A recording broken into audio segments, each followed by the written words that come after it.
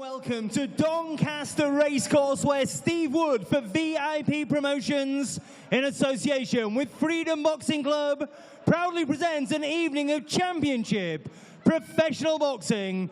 We're sponsored this evening by FCI Markets, and we're officially sanctioned by the British Boxing Board of Control. Your steward in charge is Alan Alster. We begin the evening with a middleweight contest scheduled for 4 3-minute rounds. Would you welcome to the ring firstly from Pdiham, Lancashire, Seamus, the Celtic Cobra, Delvin.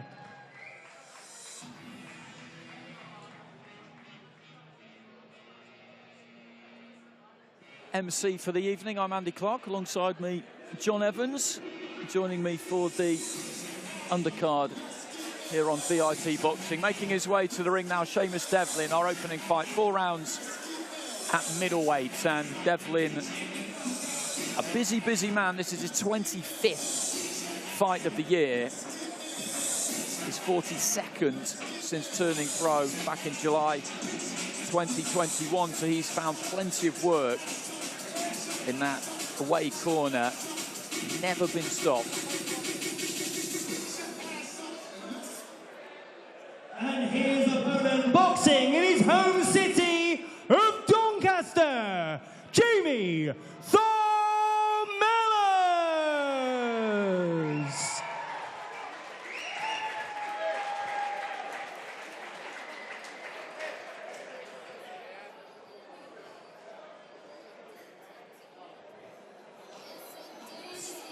Jamie Mellers has sold a few tickets. 3 fights, 3 wins. Won them all on points over 4 rounds so far at the Magnus Centre in Rotherham, where I was last night, and at the Doncaster Dome. His last fight was here at the end of May, where he dropped a round against Jordan Granham, but still got the victory. He's got a heavyweight corner there, way to my right-hand side. Nick Manners, Frank Hopkins, Jimmy Harrington.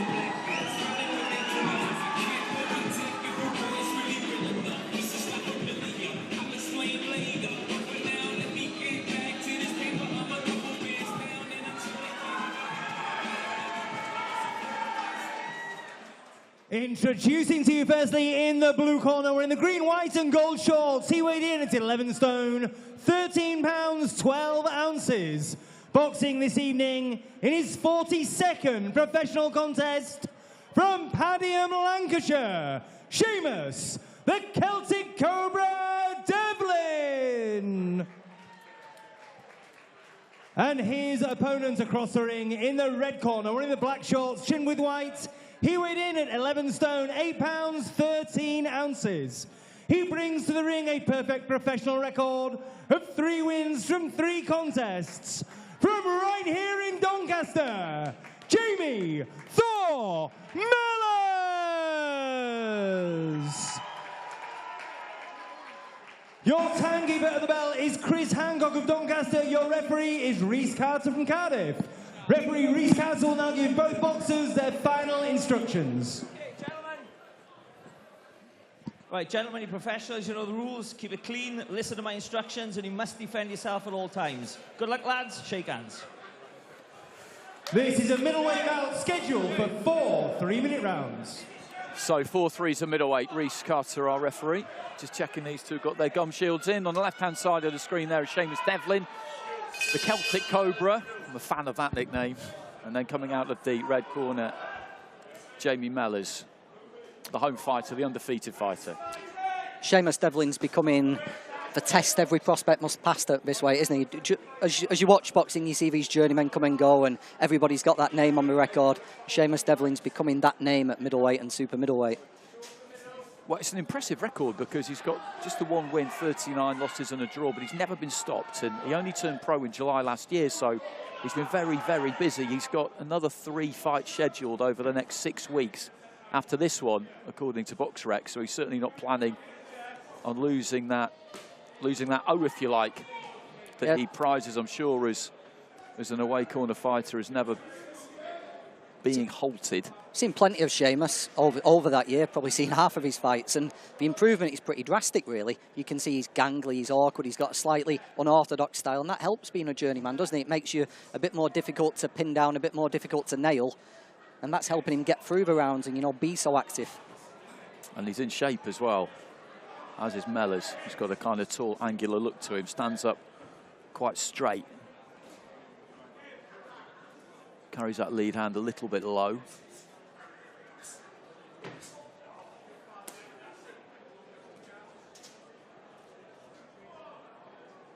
Very correct, isn't he, Mellers? You know, using that jab well, looking to a body when he can.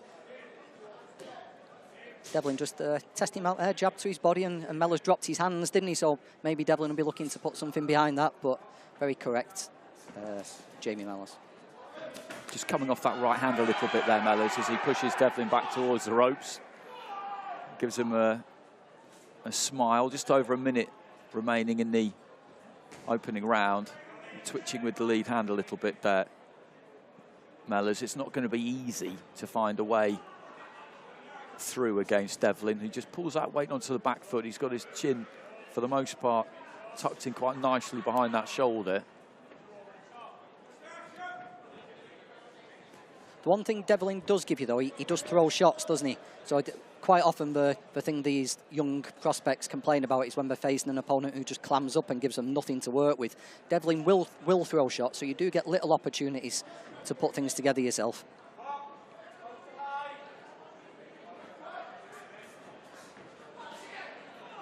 He gets in tight there, Mellers, and looks for the uppercut. Lands the left, followed by the right, and Devlin just dumped heavily onto his back there. 6, 7, Referee gets to the count of 8, and he's got his legs underneath him. I'm not sure exactly how solid they are.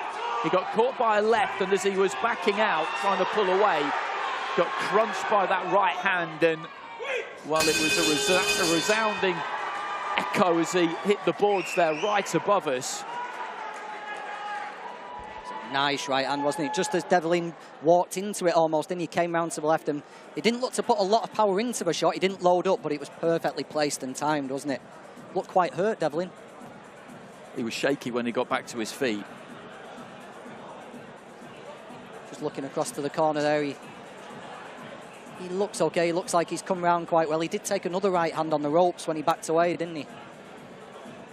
Now, it was an interesting one because he just backed him up to that far side there, Mellers. He was looking for the uppercut, didn't really find it. Then as he half turned off the ropes himself, he threw a left hand, followed it up with that right straight away, and I don't think there was any real balance there for Devlin. I think he got caught a bit, 10 seconds, corners. standing a bit tall with his weight in his heels as he was just trying to pull out, but nevertheless, it was heavy, wasn't it? It was a good connection, certainly. And it was right towards the end of the round, which helped Devlin. Very experienced corner, Jimmy Harrington giving the instructions. I think we can be pretty sure Jamie Mellers won't shoot his shot now and let everything go and risk tiring himself out. I think he'll be controlled and well-paced. Right hand again, and down he goes again. Right hand. This is really interesting because I've never seen Mellers before, but what we've seen so far would suggest that he's heavy-handed, that when he lands, he can really do some damage because there's a long way to go in this round now, 2.5 minutes, and Devlin's got to try and find a way through it if he can. But every time that Mellers is landing now, he's taking a little piece off him, backed up to the ropes again. He's trying to cover up here, Devlin. The uppercut just short a couple of times. Devlin doing the right thing there and almost grabbing hold as hard as he can to those arms. Very accurate, Mellers, isn't he? If he just pushes away, gives himself a little yard to work with, that right hand's the weapon, isn't it? The uppercut's landing well, but it's the straight right hand which is doing the damage. Devlin just in pure survival mode at the moment. Just over a minute gone in the round. Mellers just looking for the body, trying to find that uppercut. There's that right hand that just crashes through the guard again there. And when you look at him, as I said at the start, he does stand up quite straight. He doesn't give himself, in a way, all that strong a base to punch off, but he's got some power. I think he's shown us that. There's very little tell to his shots, isn't there? He doesn't load up. You know, it's not like a spring coiling. The right hand just seems to come out very naturally, very quick and very straight. Devlin's barely thrown a thing in this round, and I can understand why, because he's just got that guard in place, those earmuffs on really, and he's trying to get through to the end of the round as best he can. And Mellers is going after him here, of course, but he's not going crazy. Just a little feint with the front foot there, manoeuvres him back to the ropes, and again looks for that right cross. That was half blocked by Delvin.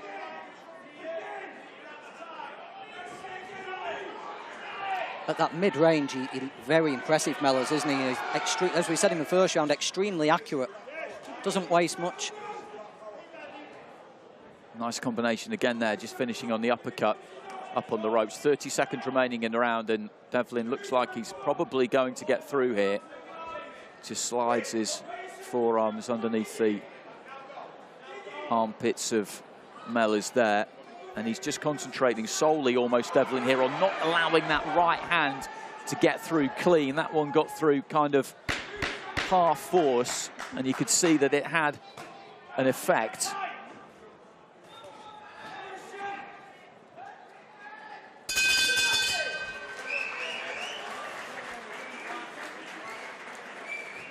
You never quite know what you're going to get, do you? Because I've never seen Mellers before. I've seen Delvin a bit, and you look at the record and you think, OK, this is going to go 4 rounds.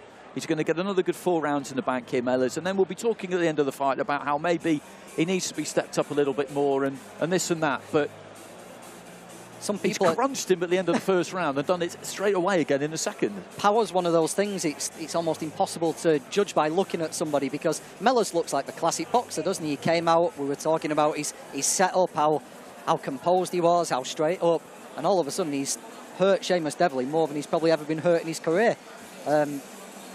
As you say, total surprise, very impressive performance so far. The test now comes. You said Devlin's got 3 fights booked in time and time again. He may well go into full survival mode.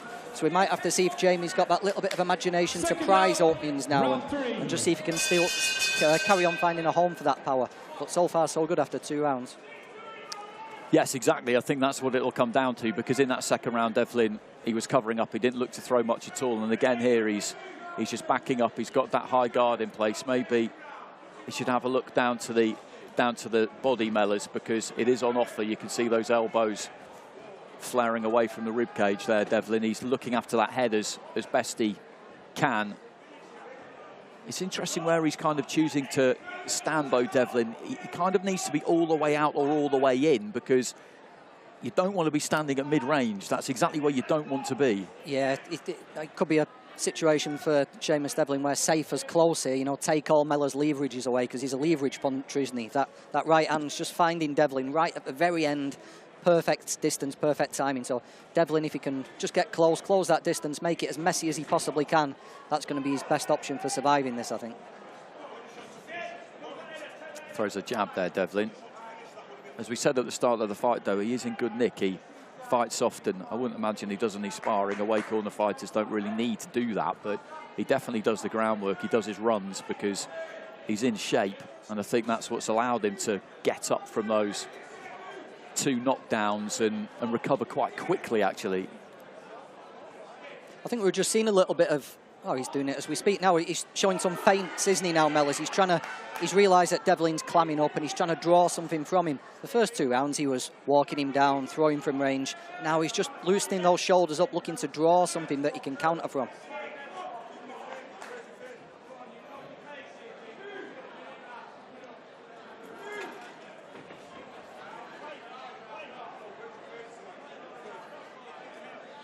Be waiting for a lazy jab only from Delvin to put that right hand straight back over the top of it.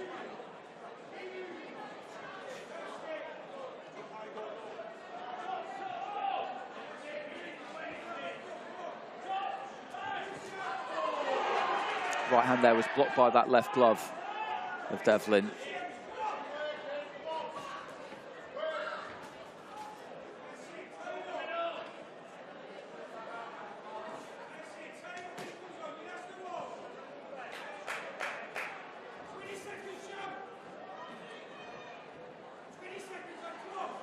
Fully into his rhythm now, Mellers, isn't he? Very relaxed, very confident. That double jab there, jab flipped up from his waist. Just both of them landed flush. It's pretty impressive out in this from Jamie Mellers. It is. And crashes through with that 1-2 again there, and Devlin just looking to hold on. I think that nickname of Thor must be a tip of the hat to the natural power that, from what we've seen, he does carry with him. So there goes the bell at the end of round 3, and Devlin did an effective job there. He's been put down in the first and the second. He got through that third without any mishap. So he's just 3 minutes from the tape here, because, as we've been saying, he's got some more fights booked in, and what you don't want is to get stopped and get that suspension. He's got to be one of the busiest fighters on the circuit, this being his 25th fight of the year, and we're only in early October. With the run of shows you get through the rest of this month of November and December, I mean, he could get another 5 or 6 in before the end of the year. Yeah, I lose track, come to so many of these small hall shows, but there was a presentation from him before one of his previous fights where he'd set the record for most fights in a calendar year. So there's a little nod over there telling us that he's okay. We're a different breed, aren't they? I know we'll probably say it a couple of times. We've got one of the greats of Louis Van Poetsch coming up later tonight, and Jamie Quinn. But these journeymen, the way he's learned and adapted from that terrible first 2 rounds, you know, he's, in his own way, he took that right hand away, didn't he, in the 3rd round? And it's a real learning on the job thing sometimes being a journeyman. I know we say we know all the tricks, but every fight, every opponent's different, and we have to work out new ways to survive. And really impressive, guys. Again, just pulls that weight back a little bit and takes a sting off that right hand. Trying to turn that straight right into an uppercut there, Mellers.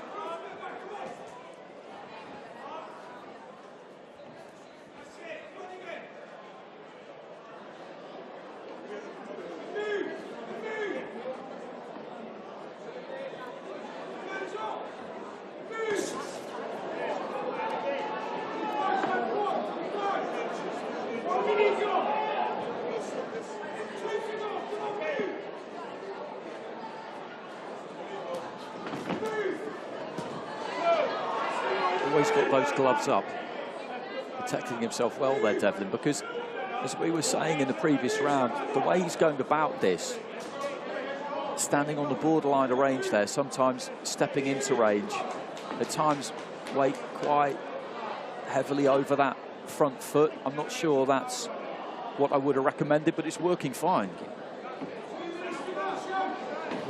Really impressive from Mellers. We can see his weapons.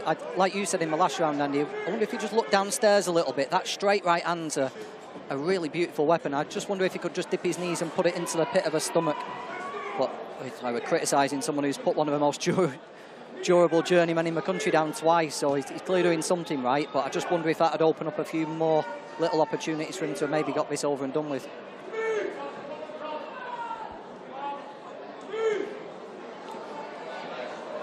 Flicking that jab up from the waist.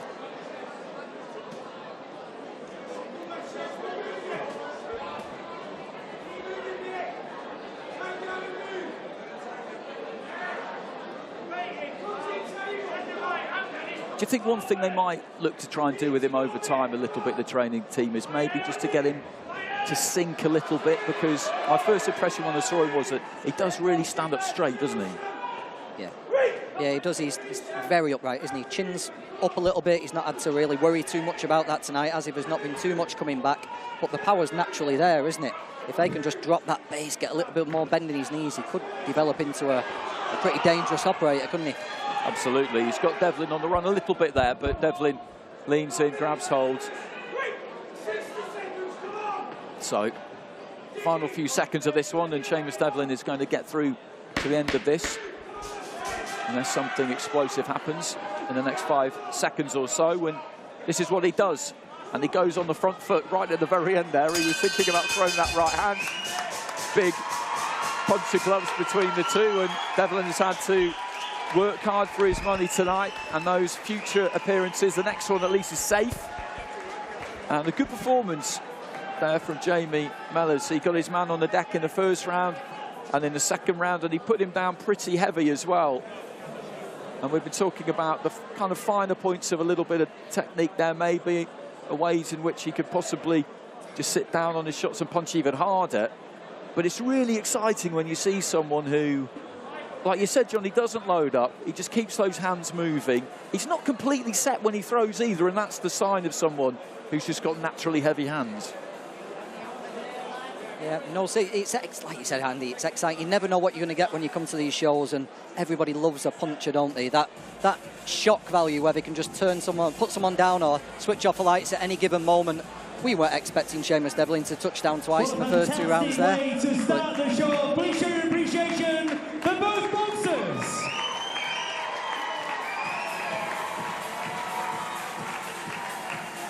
After 4 rounds of action, we go to referee Reese Carter's scorecard.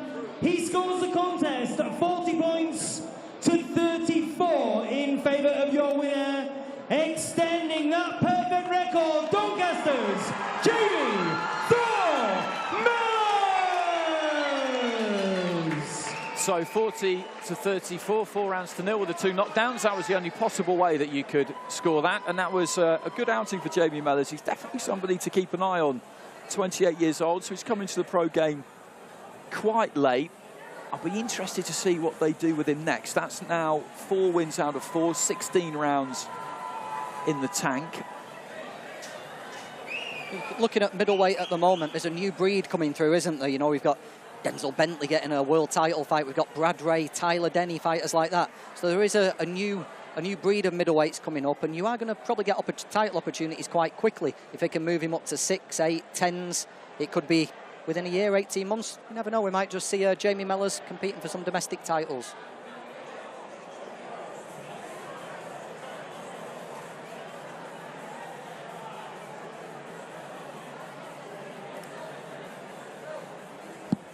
So next up, Bradley Cousins in with the aforementioned Louis Van Poetsch, Josh Hargreaves, Jake Osgood, Lewis Booth against Luke Middleton.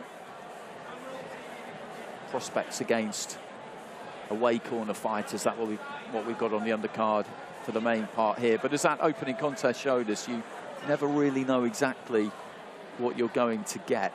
Sonny Taylor, Ossie, Jervier. Jervier's a good, capable fighter. Very much an away corner guy now, but didn't always used to be. Light heavyweight contest scheduled for 4 3-minute rounds. Would you welcome firstly from Lydney, Gloucestershire, Lewis Poochie Van Poetsch. So I was having a chat with Poochie backstage, him and Richard Farnan, a couple of hours ago, and we were discussing places we've been and unusual locations that boxing has taken us to. They were telling us all about a little jaunt they had to Kazakhstan around about this time last year. And he was telling me, Louis, as well, that he's probably looking at next summer, when his medical's next up, he's just thinking about that could be a good time to go. Here he comes, always entertaining. Doncaster, Brad the Phoenix Cousins. Brad Cousins, another local fighter. 1 or 3 of his so far. Like Mellers, all of them over 4 rounds. His last fight sounded like an interesting one. He won 38-36 here against Gurpreet Singh. So that's 2-2 in rounds, but Singh was counted in the second and had a point deducted in the third. So plenty happened within the space of that 12 minutes. And this is what he does, Louis Van Poetsch, just leaning on the top rope there, awaiting the arrival of his opponent. They're an entertaining team, aren't they? Team Bald, as they call themselves, Van Poetsch and Farnan. Usually knocking around on social media, you can see Louis Van Poetsch's ring entrance from the night before, can't you? He always comes up with a theme, and he seems to have John Cena from the WWE today. I'm looking forward to seeing Bradley Cousins, though. He used to be a kitchen designer and packed it in to come and become a professional boxer, so let's see what he can put together tonight. Introducing to you firstly in the blue corner in white shorts trimmed with orange. He weighed in at 12 stone, 10 pounds. Boxing this evening in his 166th professional contest from Lydney, Gloucestershire, Lewis Poochie Van Poetsch. And his opponent across the ring in the red corner, wearing black shorts trimmed with gold. He weighed in at 12 stone, 11 pounds, 2 ounces. He brings to the ring a perfect professional record of 3 wins from 3 contests. from Doncaster, Brad the Phoenix Cousins. Your timekeeper at the bell is Peter Humphrey of Doncaster. Your referee is Rhys Carter from Cardiff. Referee Rhys Carter will now give both boxers final instructions. Right, gents and professionals, you know the rules. Keep it clean, listen to my instructions, and defend yourself at all times. Good luck, shake hands. Big height difference. This is a light heavyweight contest scheduled for 4 3-minute rounds. Pretty tall for a light heavyweight. You can get some tall guys boxing at this weight. He's not quite in the Shakan Pitters kind of league, but he's got a good few inches on Van Poetsch, that's for certain. Just judging by the physical statures of both guys, you can pretty much work out the tactics, can't you? Cousins is going to look to use that jab, stay busy. Poetsch is going to try and walk him down, get close, and he's on a good run of form. Poetsch, he's had a win and a draw, and if you're not on your game, he's more than capable of turning you over, isn't he? So we usually see him have a go for a round, don't we, to probe for any little weaknesses. So Cousins, as always with these journeymen, don't give him a sliver of hope, don't give him any opportunity. Like that right hand there. Don't give him any foothold, make your mark straight away. Well, that's absolutely right. As you said, he's on a good run. He got that win, then he got a draw 2 weeks later. Then his last fight, which was the one after that, 2 weeks ago in Liverpool, he lost 39-38. So when you translate those scores, I don't want to be unkind to either of the opponents there, but when you're the away fighter, if you get a draw, you probably feel you've won. If you lose 39-38, you probably feel you've at least drawn. So he is on a good run of form. And maybe with him talking about him maybe coming to the end, maybe it being his last season, maybe he's decided to go out and try and turn some of these kids over. He's carried a lot of these through a lot of rounds, hasn't he? And maybe Louis just looking to go out with a little bit of a bang. Certainly letting his hands go a little bit when he gets the opportunity here, isn't he? Yeah, he is. Look for an overhand right there. He's found the body a couple of times. Cousins has got to use that spidery reach, shoot that jab, and catch him on the way in, keep him off. It looks like he's having to work quite hard, Brad Cousins, at the moment. He's just take it down a notch, couldn't he? Just throw a few less punches, maybe just a little bit more weight behind them. It's just a little bit frantic for that first 90 seconds. Just weaving off to his left-hand side and then exploding up with a hook there, Cousins. He looks to me like he's got a pretty respectable jab when he throws it. Just needs to stick that out, as he did there. Some decent body work there from Van Poetsch.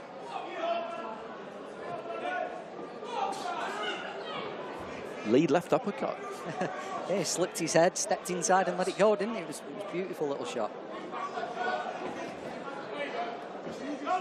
You do need to get the respect, don't you?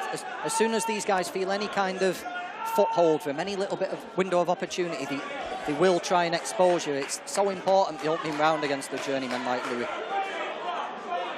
Looking for the uppercut on the inside there, Van Poetsch. He found good distance there, though, Cousins. Just chopping down with that right hand. But a good first round, this.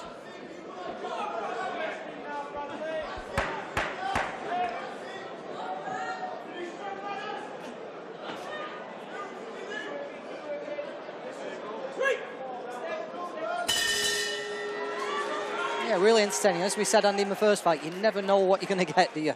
And we had a little bit of a give and take round between Louis Van Poetsch and Bradley Cousins there. Excellent crowd building up already here at Doncaster, isn't it? It is. I do like coming to a racecourse. I did a couple of cards at Aintree when David Price was topping the bill. That's probably about 10 years ago now. Frank Maloney was promoting and he had the drummers and everybody welcoming him into the ring, and Price was absolutely flying at that point. He was really the... Was that Sam Sexton? Yes, it was. Yeah, it was one of those cards that Darren Hamilton beat Ashley Theophane and legged it out of the ring in pure elation at coming in at, 6-7 days notice and winning the title. I've been to Epsom for a card as well, and it's just a good feel to Racecourse. It's just the... You go and have a wander around. I always think they're two sports with kind of a lot in common, really. They attract a very sort of diverse crowd. You find people who are into boxing, who are into racing, who you never would necessarily have expected it. And then fighters and jockeys, a lot of them, well, almost all of them spend their whole careers obsessed with their weight. It used to be the stable lads boxing competition. It's just a bit of a link I've always found really interesting. And a lot of the fans make a full day of it as well, Andy. Absolutely, absolutely. Van Poetsch is trying to launch into a lead left hook there, throws another one, but the right glove was up there for Cousins. He just gave us a little wink at the end of the first round, Van Poetsch. I wonder if he just really fancies this. He's certainly come out on the front foot, hasn't he? Takes an uppercut and a left hook there from Cousins, but he's definitely letting his hands go, Louis, Van Poetsch. I think he feels like there's something for him here tonight. Cousins' most effective punches are when he's at that middle distance, when he throws those hooks and kind of shorter left and right hands. He doesn't really make that much use of that height and the reach that comes with it. And it looks like he's happy just to kind of at times stand and have it with Van Poetsch here, which is good for us. It's good to watch. But it's maybe not quite how he should be going about this. Yeah, the jab's the key, isn't it? We said at the very start, you can tell by the statures, well, the way we thought the fight would go. The jab's landing, but if he just put a little bit more weight behind, maybe tried to get Van Poetsch's respect from range, he'd be having a lot more success. As it is, Van Poetsch is pretty much walking through it, isn't he, at the moment? Again, just leads off with a left hook there. Nice up jab from Van Poetsch. That punch has worked well for Van Poetsch, the up jab. He's just slipping inside the jab and just using his own up jab. That was a good combination there from Cousins. Just set his feet and just slung his hands down the middle. He does look nice and loose. Again, he just holds his feet there and he's shown some decent upper body movement at times, just sticking out that jab a couple of times and then gets his gloves up and Van Poetsch is able just to come in and throw. What could be interesting when you watch fighters early, and he's 3-0, Cousins, and they can tend to be at times a little bit my turn, your turn. Yeah. He's a little bit like that. He is, yeah. And when Van Poetsch comes, he seems to have one little tactic, he's right uppercut, left hook. If that doesn't work, it's back out to range and wait for him to come in again, right uppercut, left hook. Yeah, it's, as you said, your goal, my goal. Pulled back into the ropes there, though, Cousins, and avoided that shot. Did exactly the same thing there with that big overhand right. And there's that jab again.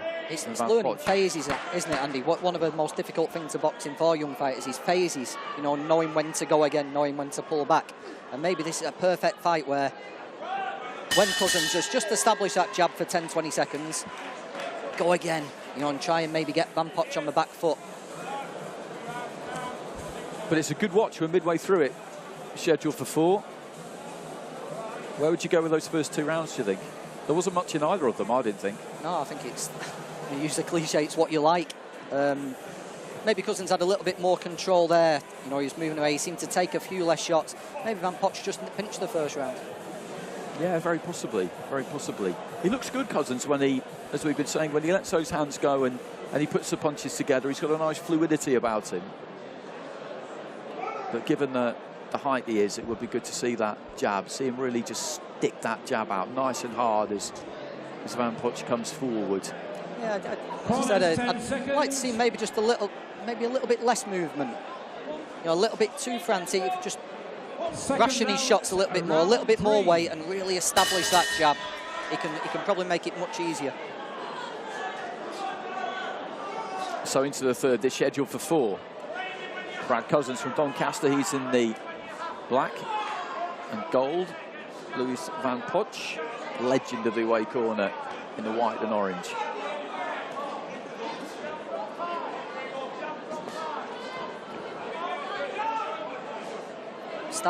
Landed that little up jab, a little stiff jab 3 or 4 times already in this round, Van Poetsch. He could do with finding a way to stop that, Cousins.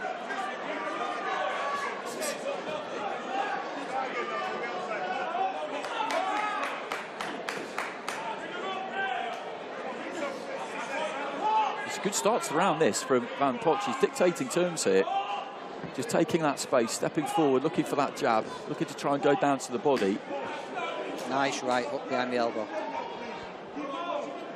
Cousins with the mouth hanging open a little bit. He's maybe feeling this a touch because, as I say, 3-4 rounders up until now. An eventful fight in his previous one, but I didn't see it.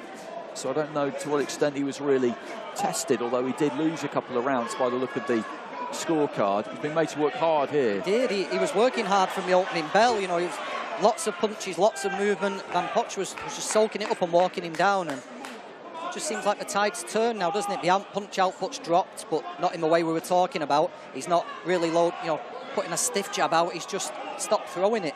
So he's got to keep that jab coming, Cousins. But so far the output's just dropped. He takes a nice right hand there as well. That was off the back of a couple of jabs. He got his feet nice and close through the right hand. Did the same thing again there. Led off with the uppercut. He looks for the big overhand right there, and Cousins just avoided that one. But there's just not enough coming back from him at the minute. There's that jab again, and it's gone straight through the guard. Left hand into the body. Final minutes of round 3, and this is a Van Poetsch round. It is a Van comfortably. He's just finding a home for that jab, isn't he? I wonder if, well, Van Poetsch is wise enough and experienced enough to know if he doubles that up, the right hand's going to be there, isn't it? I wonder if we may see him do that in the final round, because he's finding a home for the jab every single time now. Just got those feet a couple of inches closer. The right hand's going to be there on the end of it. You just see the confidence grow, don't you? The up jab lands, and now he's taking the feet that bit closer, and he's turning it into an uppercut, a lead uppercut.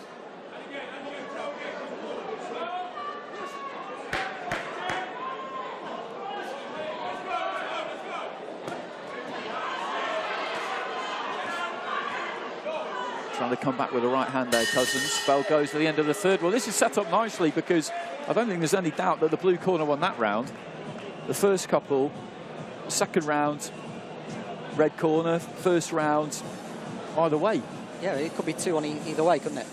All to fight for. And the one thing Bradley Cousins definitely can't do is get on his back foot and skate around and look to nick the round. You know, he can't be leaving anything to the scoring referee here. And Van Poetsch, we know exactly what he's going to do. Van Poetsch is going to go for this. Nice test, isn't it, though, having to work this hard and have a little bit of a scare so early on in your career. If you can come through it, what a couple of checks you can put in the experience boxes there. This is what it's about, isn't it? And this is why people like Pucci, Lewis Van Poetsch, are so valued within the sport, because throughout the course of a career in that away corner, him and others like him will do this to countless prospects early in their career, and it is a big test. There's that jab. He throws that jab just as Van Poetsch was trying to get off with that up jab, lead uppercut, and that's what he needs to do. He's got to hit him with that jab. It doesn't really even matter if he hits him clean with it, just enough to offset him, make him start again. Yeah, he really got into a rolling rhythm, Van Poetsch, in the third round, didn't he? Once he got into it, Cousins had a very, very difficult job trying to get him out of it. So if Cousins can just establish himself first in this fourth round, it'll suit him well. Fires off with the hook, but just there he allows Van Poetsch to walk in on him, and as he's walking in on him, he's got to be throwing that lead jab. That was that phase again, wasn't it?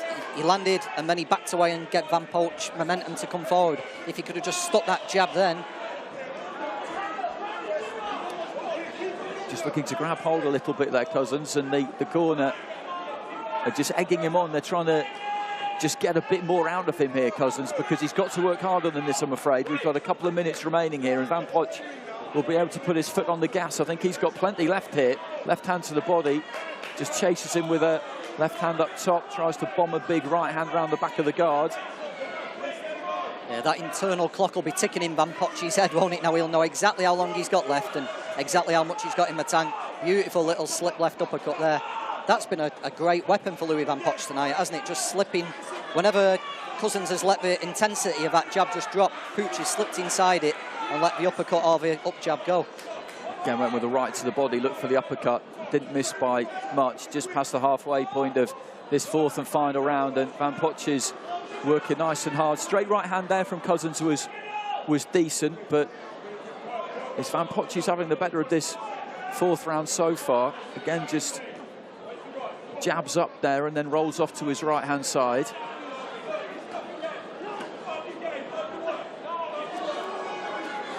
Van Poetsch is filling the gaps better between the action, isn't he? You know, when we separate in between the little bits of action, it's Van Poetsch that's filling those in. Even if the shots aren't landing, he's the man looking the more active, looking the busier. Good left hook there from Van Poetsch. That landed, then looks for that right hand over the top. It was half blocked, but that's the perfect description of what's happening here. He's filling in those gaps. Right hand there from Cousins, almost found the target, didn't quite. So into the last 20 seconds or so. He has a look towards the corner there. Van Poetsch looks to try and climb into another left hand. Slipping and rolling on his way in. Long right hand there from Cousins, and Van Poetsch looking to finish strong here. Bell goes at the end of the 4 rounds. While from where we're sitting, we make rounds 3 and 4 blue corner rounds, I would say indisputably. Indisputably, and it's however you score round 1 for me, and I thought Van Poetsch just nicked it, so I've got Van Poetsch taking that 3 rounds to 1. It was a good fight, it was a good watch. And he made Cousins work real hard there. Look at him up in the corner there on the right-hand side. And if he does get handed a defeat or a draw here, it's not fatal. He just needs to go back to the gym and have a look at what happened. And he felt the pace, didn't he? He was made to work really hard there, as you said, from the beginning by Van Poetsch. And it wasn't like he didn't try and stay with it. He did try and stay with it, but I'd imagine he just hasn't really been in that situation before. And you can learn so much from it. He learned that his jab's a weapon. He just didn't use it properly. He learned that if you let a shorter man like that get inside, you're going to have problems because of the build and stuff. Brad Cousins needs to keep the fight at a distance, and whichever ways it goes, there's plenty of lessons to learn from that.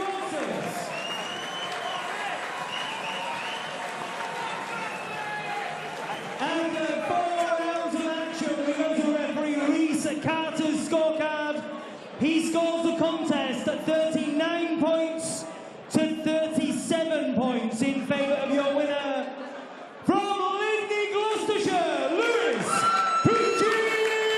Manpower! Well, he is still on a roll, because that is 2 wins, a draw and a defeat in his last 4 fights. And if the cards had been a little bit kinder, we could be talking about a 4th consecutive win here for Lewis Van Poetsch, and he absolutely deserved that. 3-1 on the referee's scorecard, which we made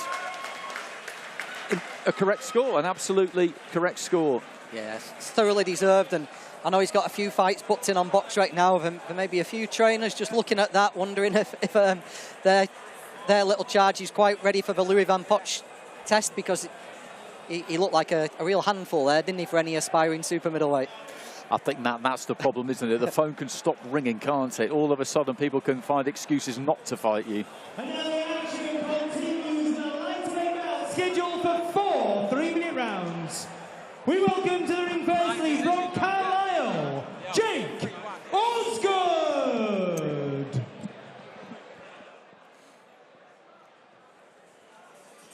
So on with the action. Jake Osgood about to make his way in here. This is 4 rounds at lightweight. Osgood from Carlisle. This will be his 10th professional fight. Just looking over my left shoulder there, it's another thing about coming to a racecourse is that backstage it's a little bit different. You can have a look in the weighing room, and the big changing rooms there, the jockeys' changing rooms, are kind of perfect for boxing because they are massive, aren't they? You've got loads of space, because they're used to having 20, 30 of those fellas in there on any given afternoon, at least. So for a fight card, when you've got, what have we got, 10, 11 fights tonight, you've got 20-odd fighters, teams around them, there's just plenty of space. It's ideally designed.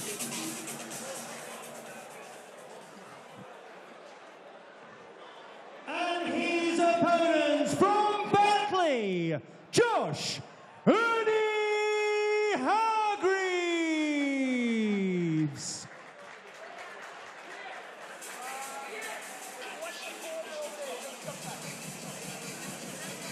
You really get to see behind the curtain, don't you, at these kind of events? You know, it's when you can walk around and fighters sharing dressing rooms and all the teams talking to each other.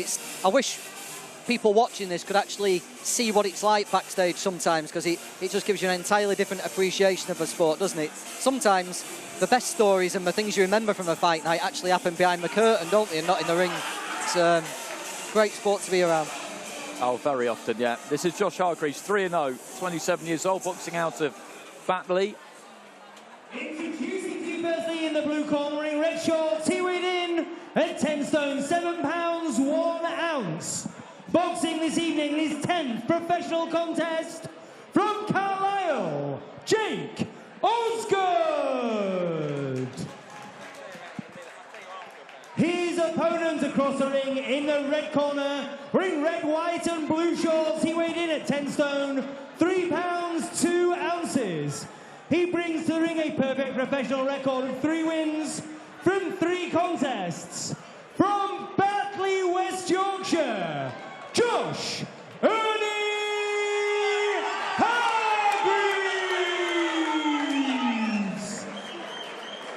Your timekeeper at the bell is Chris Hancock of Doncaster. Your referee is Ron Kearney from Sunderland.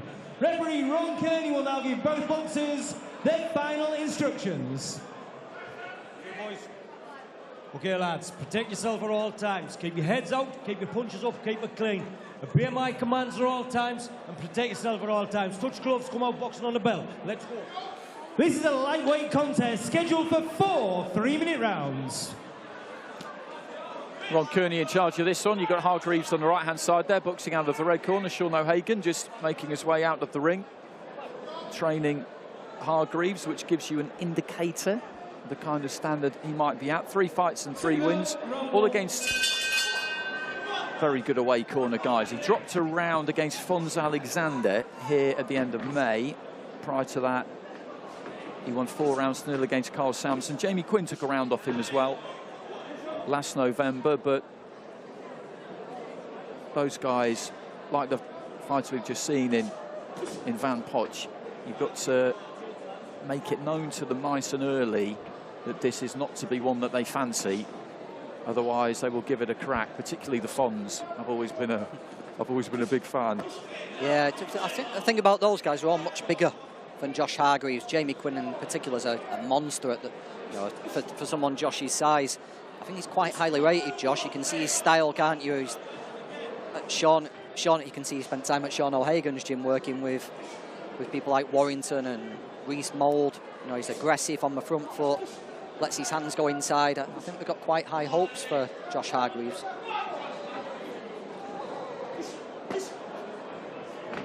Just shuffling in behind that jab, just poking out that lead hand, keeping that centre of gravity nice and low, dipping those knees.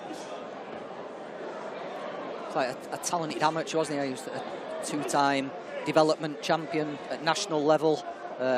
Did sign with Frank Warren and Queensbury, but that all came apart during the COVID and coronavirus era. Now he's fighting on these VIP shows where there's a well-trodden path for people from that gym, you know, starting at this kind of level, as Warrington has proved.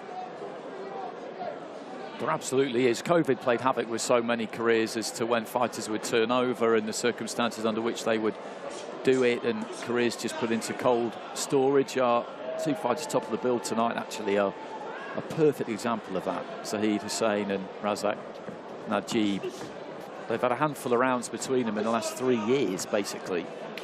And prior to COVID, were operating around area English title level, have been on some good platforms. So good fighters, good pros, who put everything into it, and then all of a sudden there's just nowhere to go. It's the final minute of round 1. Osgood hasn't given them anything away here.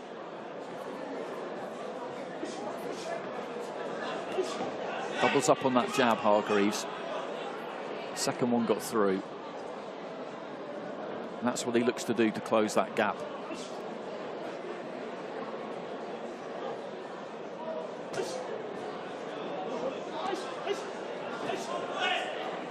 All action inside, isn't he, Hargreaves? You know, once he does get those feet close, he's not shy about letting the hooks go. He's mixing it up to head and body. But Osgood looks nice and composed, doesn't he? You know, holds himself well. He's no silly mistakes, and as you said, Andy, he's not giving anything away at all. Hargreaves is going to have to work for his success tonight. Absolutely.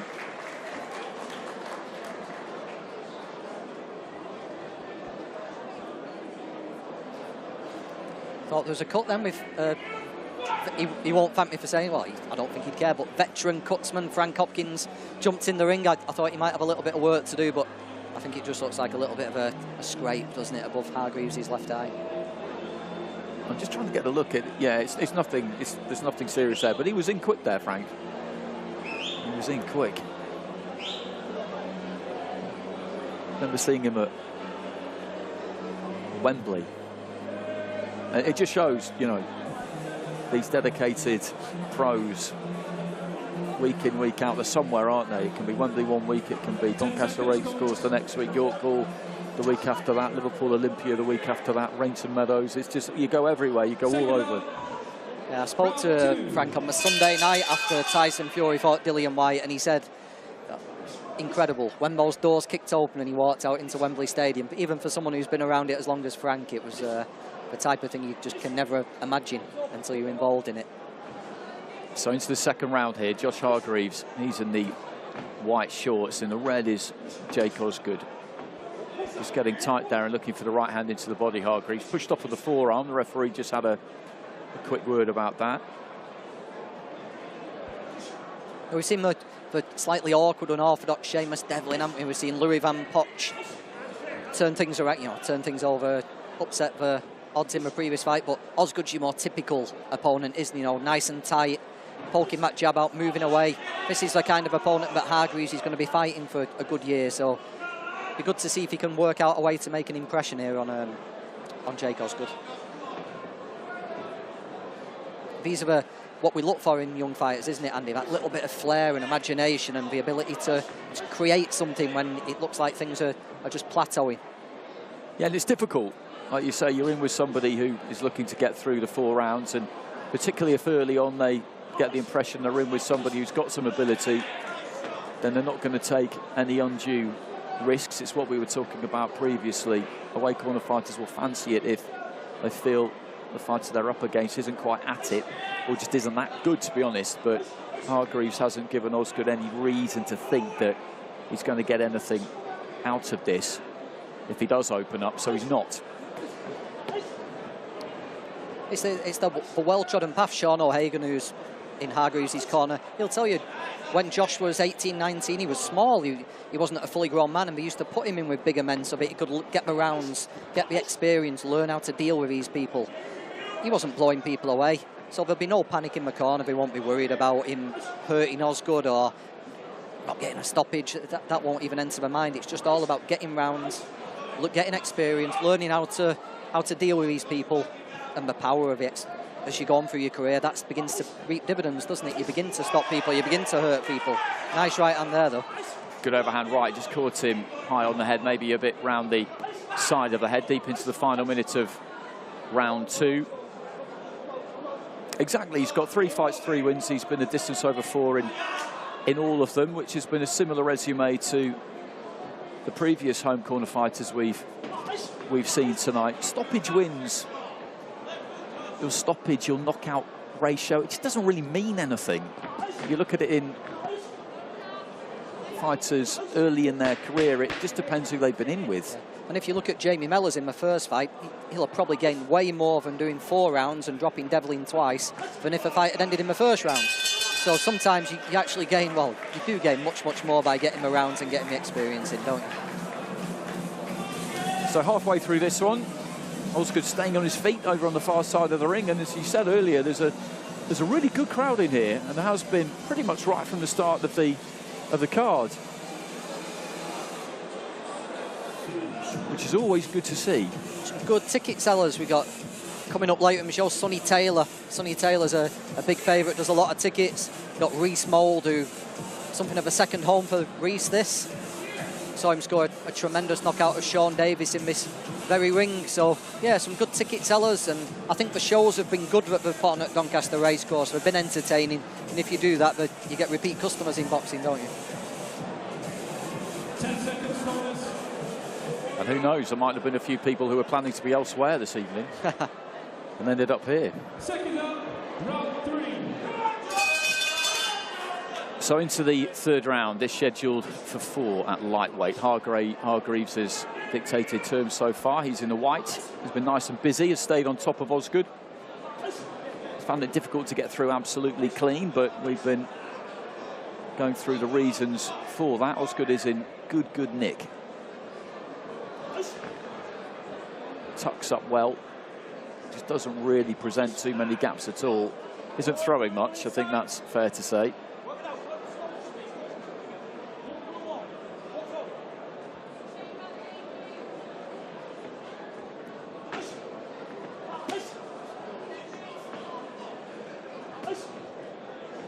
You can tell by Hargreaves' style, he'll be the kind of fighter, but when he gets momentum in his career, when he's fighting regularly, that's going to translate to his boxing, isn't it? You know, he's a rhythmic fighter. He likes to roll forward, and if he can be busy, be active, spar properly, fight regularly, all those little reflexes and the way that he fights, it's all going to improve dramatically, I would think. And just bit by bit, he's beginning to get to Osgood here a little bit. The overhand right just made him take a stagger step, and he's on you all the time. Yeah. He's not throwing bundles and bundles of punches, but that front foot is right on top of you all the time.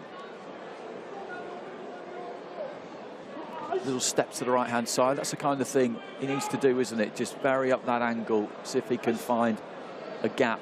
Little step off to the right, left hand straight down the middle into the pit of the stomach, a kind of Ricky Hatton move. That's one that often works. It was, yeah. And there's another little clever move where he just bumped him away with his shoulder to try and create a little bit of space. So these are the kinds of things we'll be working on in the gym, but Sean in the corner will just want to see him maybe do once or twice in the fight, you know. Just pull off the things they've been working off. It doesn't have to work every time, does it? But if you've just got the confidence to slip his feet to the right and let the left uppercut go, and it works, it's something you can take from the fight, isn't it?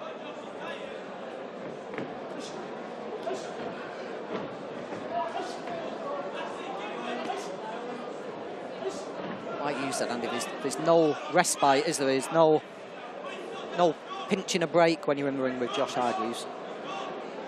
He's always just moving those feet. Right foot goes where the left one leads it. Same distance between them pretty much at all times. Just trying to turn that right hand over as he backs him up to the ropes and goes down to the body. He's doing what he can here to vary things up.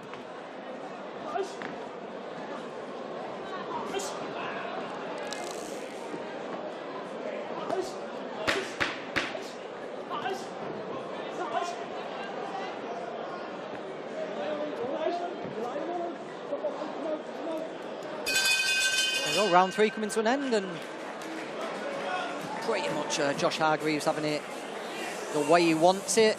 Osgood just showing the first time a little bit of tiredness there, just putting his arms above his head, having a good stretch on his way back to the corner, but you can see the finishing line now.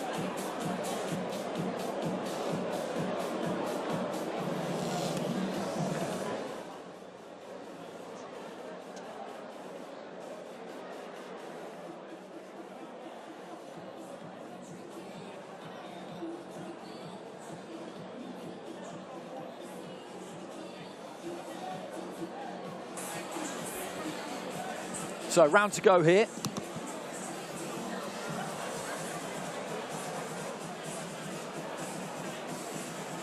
Seconds, corners. And he's kept the tempo nice and high throughout this fight, Hargreaves. I wonder whether they'll just encourage him to try and click through the gears a little bit more in round four. I'd imagine they will, though they won't want him to go crazy. But I just got the feeling he was putting a touch of a dent in Osgood at times in that previous round. Yeah, you don't, even though he's 3 rounds up, isn't he? But you don't want to taper off in a 4-round fight. You know, you should be finishing strong at this level. If you're a prospect, someone we've got high hopes for, there shouldn't be any drifting in the final round of a 4-round. You should be really into your rhythm, really, you know, finishing strongly now.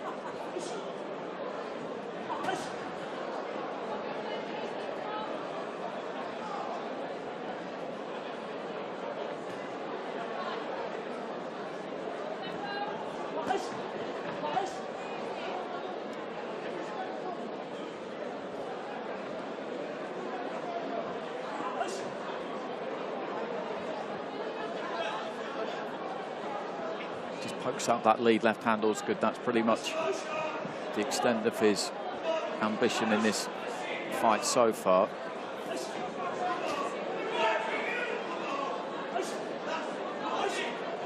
been pretty well organised, Osgood, hasn't he? There's been no real moments where he's come apart and looked like he was going to get himself in trouble. He's been pretty safe all the way through it. Talking to Steve Lillis, who's going to do some presenting on the main show later on Sky Channel 437, Sportystuff. He was saying there's been a big improvement in Jake Osgood since he first saw him.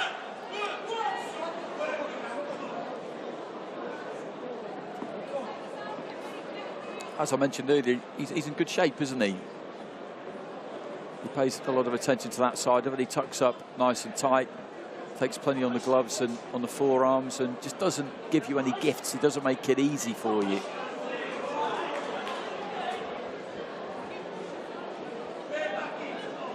He's been in the away corner right from the very start. 9 fights, 9 defeats. Sometimes you get fighters, well, very often you get fighters who start in the home corner, then pick up maybe an unexpected defeat, or they struggle to sell tickets, so they head for the away corner. And in those early days, they still want to win.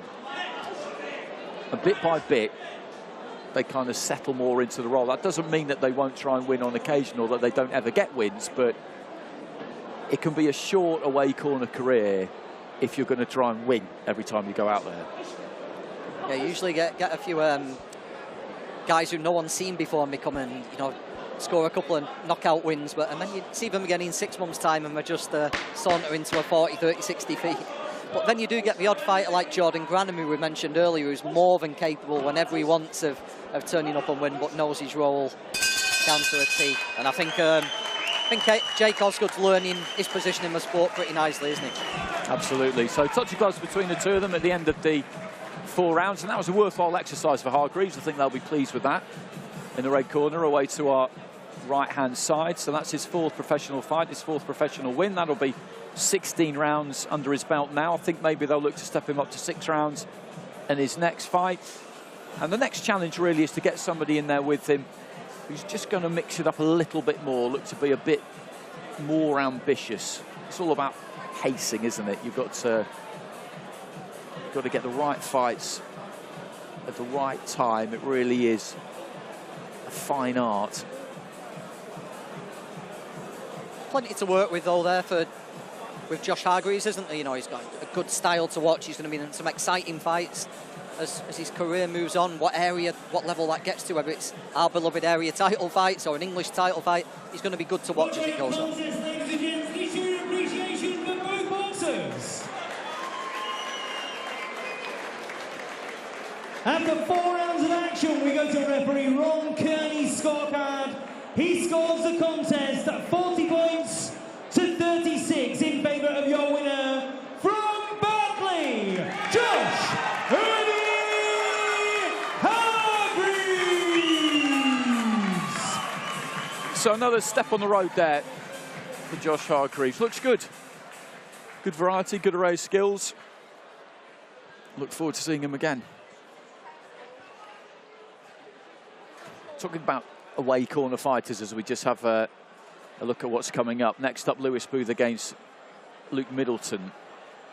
Warburton, he was always one of my favourites. He's hung them up now, Willie Warburton, but he was like that, wasn't he? And now the if he really fancied it, there were plenty of his defeats he could have turned into wins. Yeah, William Warburton. There was one particular point in his career where he started to win, and we started thinking he could get an English title shot. Oh God, maybe a British.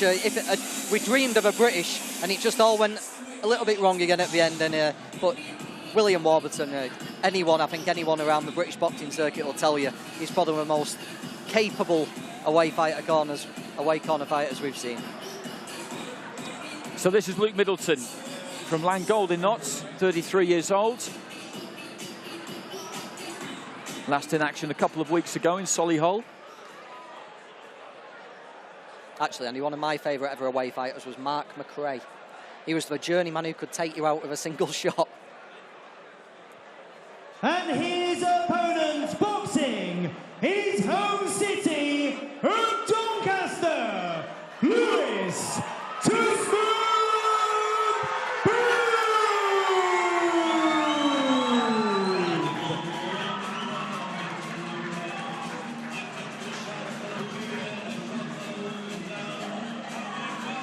Tyson Fury in the background there. The WBC heavyweight champion of the world, Isaac Lowe, as well. Roman Fury is making his debut later on tonight. The 9th Fury, I think, to turn pro. Bout is 13-0. Won an area title at welterweight in February 2020. Then, like a lot of people, found himself sidelined for a couple of years. Black and grey shorts, he weighed in at 11 stone exactly. Boxing this evening, his 24th professional contest from Worksop, Luke Middleton. And his opponent across the ring in the red corner, wearing grey shorts trimmed with blue and silver. He tipped the scales at 10 stone, 8 pounds 6 ounces. He brings to the ring a perfect professional record of 13 wins from 13 contests. From right here in Doncaster, Lewis Too Smooth Bout!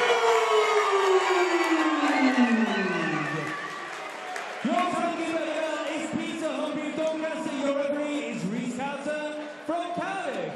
Referee Rhys Carter will now give both boxers their final instructions. Okay, gents, you professionals, you know the rules. Keep it clean, listen to my instructions, and defend yourself at all times. Good luck, shake hands. This is a welterweight bout scheduled for 4 3-minute rounds.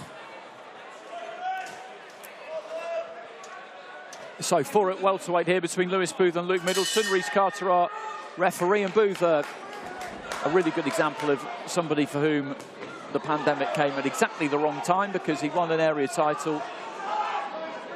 He was 12-0. He was really looking to kick on, and then he didn't box for a couple of years. Back in action March this year at the Doncaster Dome. Luke Middleton, boxing out of that away corner, will be looking to get through the rounds. And actually, not a bad example of what I was talking about before. He started in the home corner, won his first fight, lost his second when he wasn't supposed to, and then headed for the away corner and won his first job on the road. Since then, it's been defeats and a couple of draws, but he stuck to the task. He's still with us, answering the call. Booth started quick here. Yeah, he started really quick, looks really switched on, very sharp. Low hands, but shots are coming out from both hands. Nice and accurate. I think for break for the pandemic, I think Lewis Booth worked on his strength and conditioning, his physique.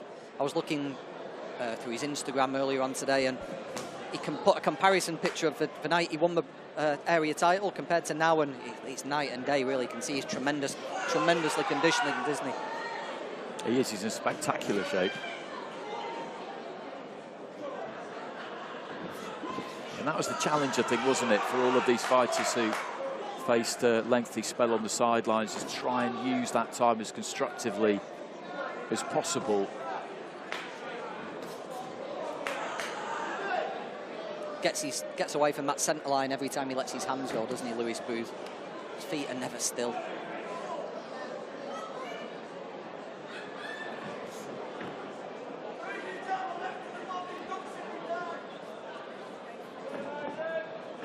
Little feint with the front foot, steps in and tries to go to the body. Middleton just sparring with that lead left.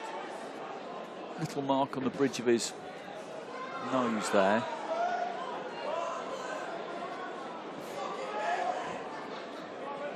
Extremely quick fire reflexes, hasn't he, Lewis Booth? Not the type of fight you want to make a mistake of throwing a lazy jab out, or not bringing it back quick enough, or just dropping your hands for a second. He's nice and quick, nice and sharp tonight. He'll make you pay for that. I think that's going to be the task for Luke Middleton. No silly mistakes. Just short with the jab there, Booth. Backing up to the blue corner there, Middleton. Dips at the waist. Stays out of the way there without too much trouble. And he's done that for the most part in this opening round fairly effectively. He's thrown plenty, Booth, and has landed a decent amount, but He didn't get caught with anything too clean there, Middleton. He's got that kind of loose, rubbery look to him, which means he rides the punches quite well.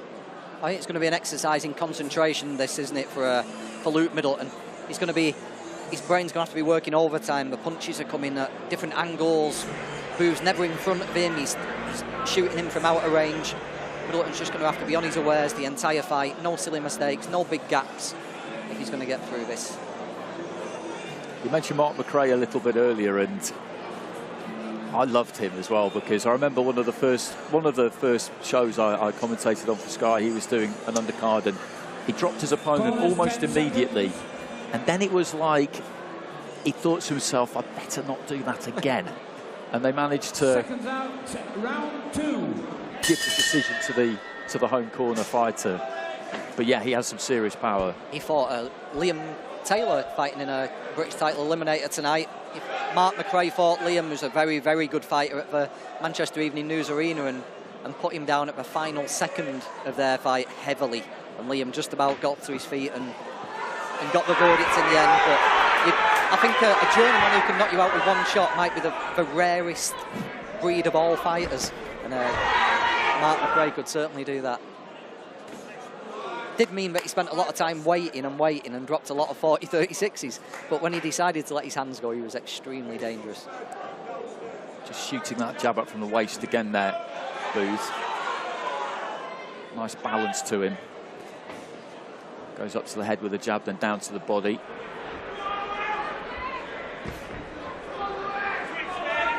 Promising thing for Booth is, you know, he was brought up on the feed of journeymen, you know, guys you're expected to beat. Some guys who don't even come to win, but when he was match tough for his area title, he really stepped up and performed, and that's a good sign, isn't it? You know, it wasn't a scraping, you know, just scraping a win or just getting over the line to get that title. He really did win it. You know, he beat a good fighter to win that area title. And someone who can step up that level when required is a good sign for his future career.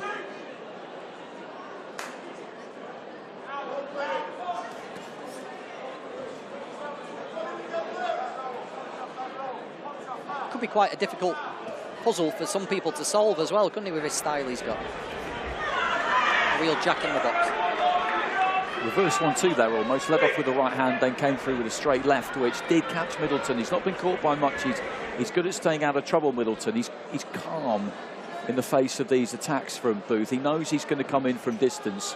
That left hand gets through again there. Same thing, led off with the right, and then a straightish left, and he's got to look for that kind of variety, because what's tended to happen so far is he'll move in from the outside and just shut his own space down a bit too much when he's up tight, when he's up close.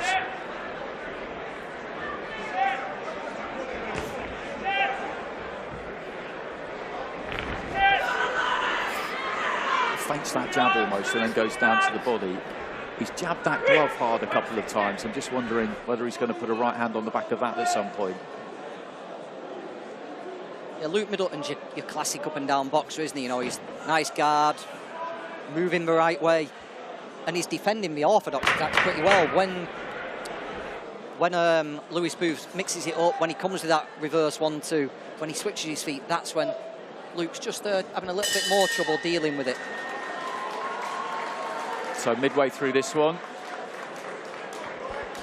saw some interesting little things in that round from Booth, who recognises the task at hand here. He's going to need to use some imagination to find the openings.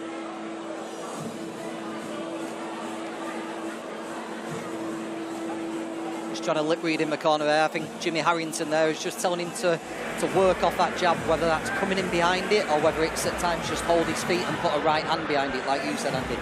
So I think we might expect to see that jab working over time and just seeing little different things come off it in this third round.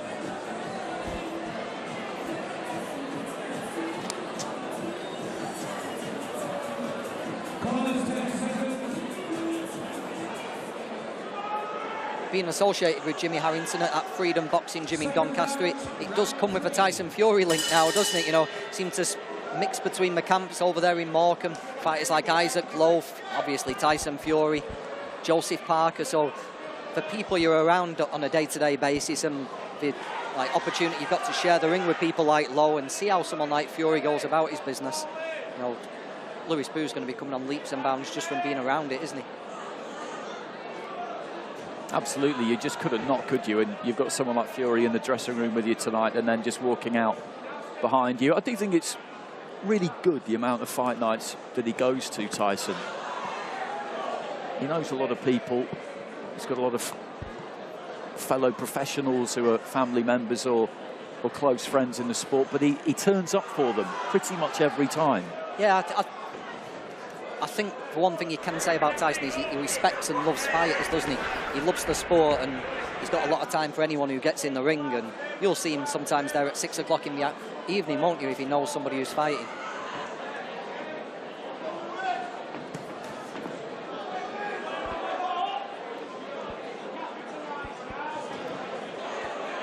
Luke Middleton in full-on survival mode at the moment, isn't he? He's not got many thoughts himself about launching much offence at Lewis Booth. No, and he hasn't had pretty much from the start. What he's good at, Middleton, is just giving that ground, pulling those feet back, keeping himself nice and organised, dipping at the waist like he does there. He's made it hard for Booth to hit him clean.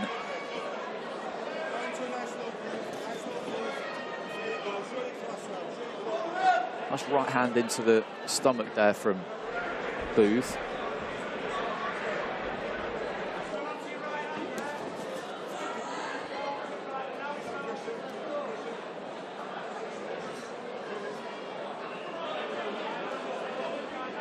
We've not seen the right hand followed by the jab, have we, so much in this round? I just wonder if he's just biding his time, not overusing it, not letting Middleton become accustomed to the speed and the timing of it. I just wonder if he's just waiting to use it, just waiting to spring it into action. It's been a nice weapon, wasn't it, through the first 2 rounds? It was. Again, just feints with the jab there, then looks to go down to the body with the right. Good jab, just flicks that up from the waist. He's landed that nice and heavy a couple of times now in the last 30 seconds or so.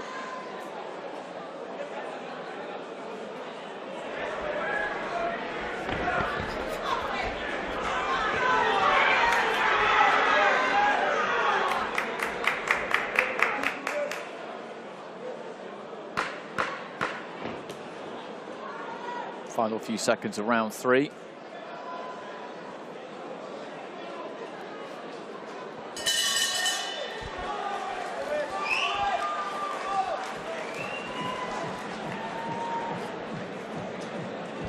Situations like this, you've just got to use this to your best advantage if you're Lewis Booth. It's more rounds under the belt. You don't want to get disorganised or ragged at any point, go searching for the stoppage and start to look a little bit laboured. Just keep your boxing together, stick to the plan, because you're almost certainly going to go 4 rounds here. He'll know that now anyway, as he gets off his stool to come back out for the 4th and final round, because Middleton has barely thrown a thing, to be honest, has he? No, he's given very little to think about, hasn't he? But also very little to work with. You know, he's had to make the run in from the opening bell, Booth, hasn't he? He's had to try and prize Middleton open and look for well, he's had to work for every opportunity. I can't see that changing in the 4th. So 4th and final round, Lewis Booth in the white and blue. Former area champion will be looking to get back to challenging for titles as soon as he can, I'm sure. Looking for an overhand right there, then just stepped off to the right-hand side.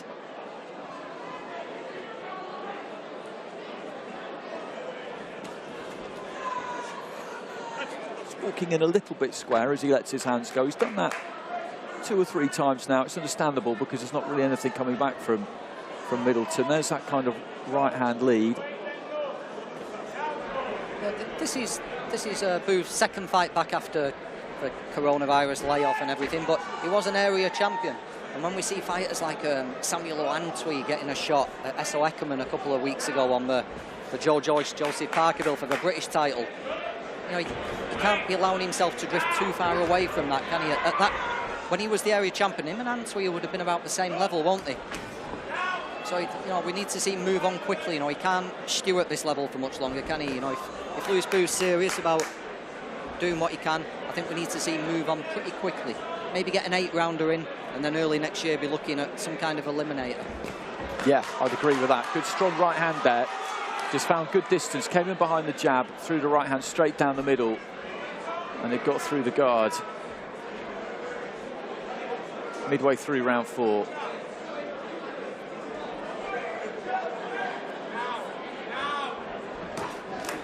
Steps in with that right. You saw that coming, Middleton, had the glove up.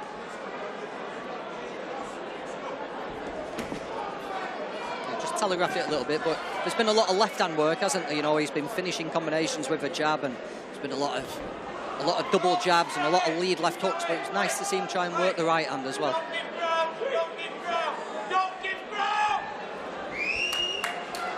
Corner just shouting at him not to give ground there, and that's one thing I was just thinking myself, is that he'll back Middleton up to a corner. Middleton's not unhappy to kind of give that ground into the corner.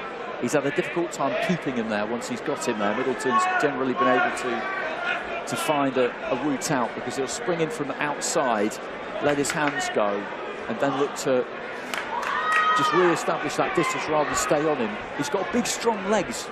Plant those legs either side of him and see if he could get to work a bit when he's got him in that corner.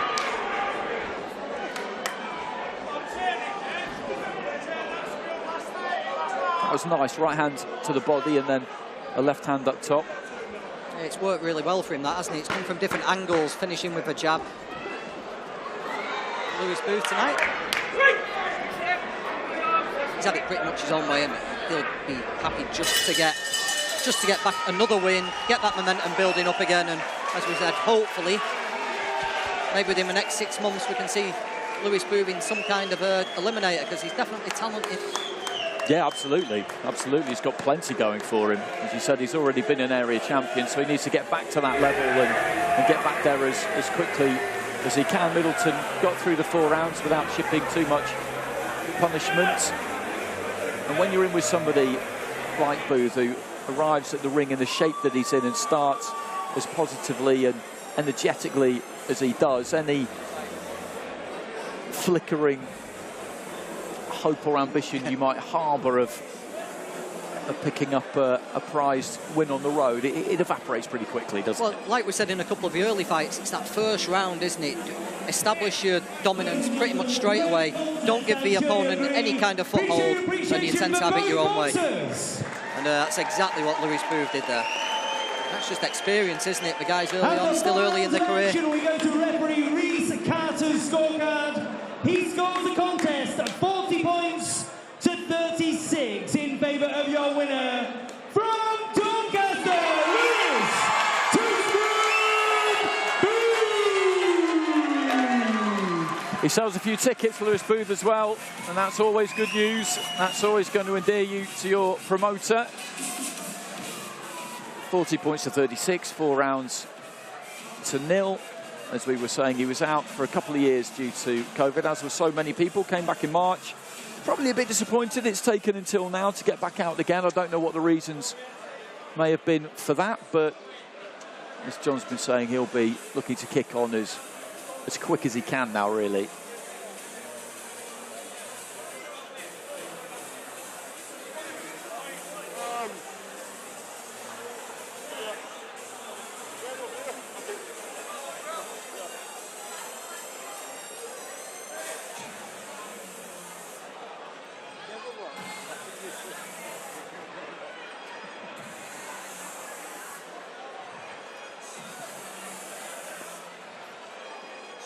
So next up, we've got a fight at cruiserweight between Sonny Taylor. He does sell some tickets as well, and Ossie Jervier, who I've seen quite a lot of.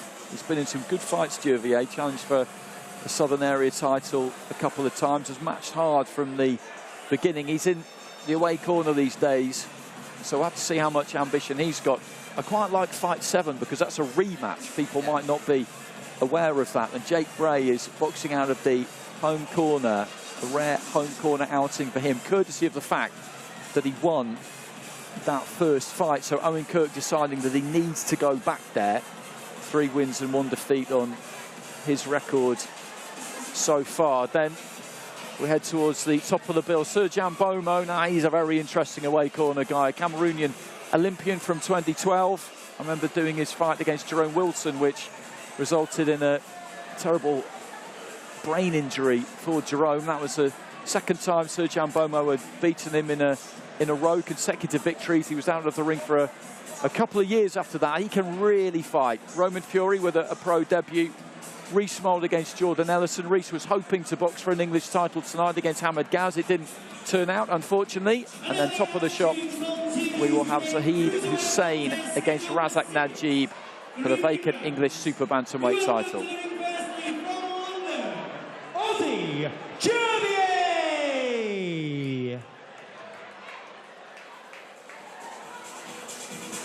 Ossie Jervier definitely in the veteran stage of his career, but as I say, he's been in with some good fighters and given plenty a decent tussle. I remember seeing him get stopped in the 6th by Isaac Chamberlain back in 2017, that would have been, but at that point he was on a roll. He'd won a few in a row and wanted to get another victory if he could.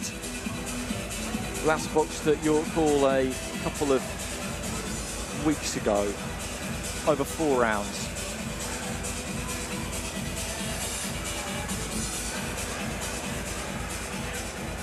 And his opponent from the proud boxing city of Hull, Sonny Taylor!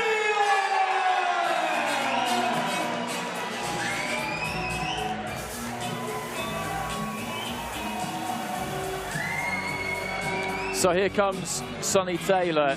As I said, he's a popular fighter around his home city of Hull, and in his corner he has got the legendary, I'll call him, in those parts, because he is Tommy Coyle, who was a fantastically entertaining fighter, and he knew how to pack him in as well. And good to see him around boxing, good to see him on fight nights. Introducing the person in the blue corner, wearing black shorts, trimmed with white.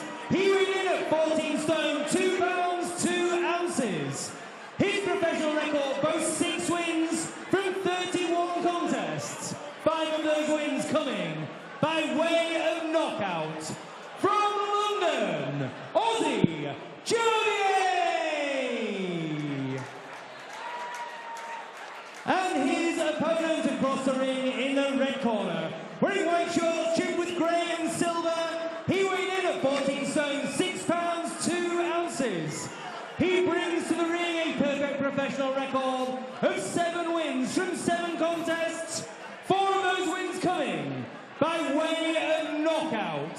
From Hull, East Yorkshire, Sonny Taylor! Your timekeeper at the bell is Chris Hancock of Doncaster. Your referee is Ron Kearney of Sunderland. Referee Ron Kearney will now give both boxers their final instructions. Okay, lads, obey my commands at all times and protect yourself at all times. Keep your heads out and keep your punches up. Keep it clean. Touch gloves, come out boxing on the bell. Let's go. This is a cruiserweight contest scheduled for 6 3-minute rounds. So 6 at cruiser here. Sonny Taylor boxing out of the red corner. Ossie Jervier in the blue. Sonny Taylor can punch.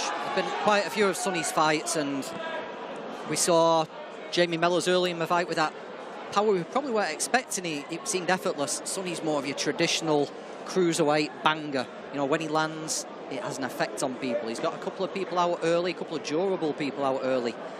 And he can be very exciting to watch. He's done some good sparring as well, hasn't he, from what I hear. Likes of Jack Massey, Riakpour, Richard Riakpour, Craig Richards, Bob Adjasafe. Dillian White, I think, he spent some time with as well. Could be a real interesting partnership with Tommy Coyle, because the boxing scene in Hull, there's a beautiful arena there. We had one really good night where the next generation of Hull's fighters packed it out, but it's just died off a little bit, and I think it's just waiting for that next exciting fighter to really take it by the by the scruff of the neck, and if Tommy and Sonny can form a little bit of a partnership, he could be the man. He's got to be active though. He's got to get some momentum going in his career. I did read that he was going to box at heavyweight, then realised that cruiserweight was the way forward. It's interesting when you look at him physically. He's quite boyish physique-wise, isn't he? There's definitely some strength that's going to come there. There is. It just shows that power he does possess is natural. You know, you look at his build, he's very relaxed, isn't he? When he lands, he can take people out. But yeah, there's so much more maturity to come, isn't there? That body's going to change as he's training more regularly. I think that's just been Sonny's problem. I think he's drifted away from the gym or changed gyms and just stayed out of the ring a little bit too long. But if Sonny can be active, he could develop into a real one to watch at cruiserweight, where you do get opportunities quickly. Hasn't boxed for a year. It was last October in Hull.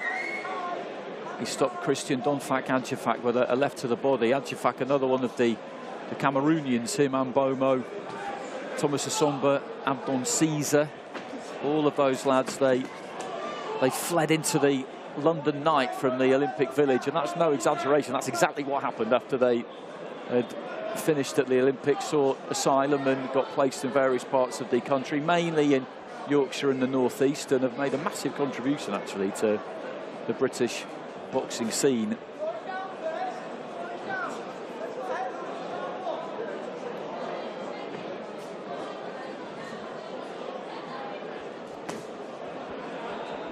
Strong looking left hand, but taken mainly on the glove there from Jervier.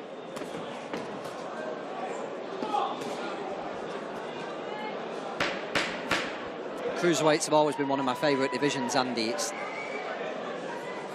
going back for years, you know. I love the days of Marco Hawk. I love people like Kudryashov, a Russian hammer, and that's before we even get back to fighters like Kwawi and Holyfield and stuff. Even Herbie Hyde's little brief run at cruiserweight was mayhem. It's always been that unpredictable division where fights catch fire, you get tremendous slugfest, tremendously talented boxers like Usyk. It's always had something for everybody. I think it's been one of the most underrated divisions. Well, you get a lot of fighters, don't you, who probably would look at it and just think, oh, God, I wish I was a bit bigger and then I could just be a heavyweight and not have to make weight. But they might try it at heavyweight and then just think, no, that's not going to work. And then they have to really train and make weight. I remember Callus Allen saying that to me, that cruiserweights are heavyweights who train properly a lot of the time. And he's not far wrong, is he? No, I've never heard it put like that, but yeah, it's exactly what it is, isn't it? When you look at that World Boxing Super Series with Usyk and Gassiev and Breedis and Dorticos and Hook and all of those fellas, it was just an unbelievable knockout. And it was a conveyor belt of good fights, the Afolabi and Hook trilogy, and it just never seemed to disappoint. The fights could be quick or the fights could be distance wars. It was so good to watch. And at the moment, we're going for a pretty strong spell in Britain for cruiserweights, aren't we? We've got some real talented fighters like Chris Billham-Smith, Coley, obviously, Isaac Chamberlain, Sonny Taylor. He's got to be in that next group of fighters coming up behind those. He's got to make sure that his name's mentioned, and to do that, he's got to be busy, he's got to be active. The good thing about that crop of fighters you mentioned there too is that they've developed the habit of actually fighting each other. Yes. Billham-Smith and Tommy McCarthy, Billham-Smith and Riakpour, Billham-Smith and Chamberlain. There's a common denominator there in Billham-Smith, but Riakpour will gladly have it with anybody. And it's what you want. It is. It's all too rare as well, isn't it? But look how much those guys have benefited. By the time they get to European fringe world and hopefully world title level, they're going to be battle hardened, aren't they? They'll know the pressure of a fight week where you could lose. It just has so many more benefits.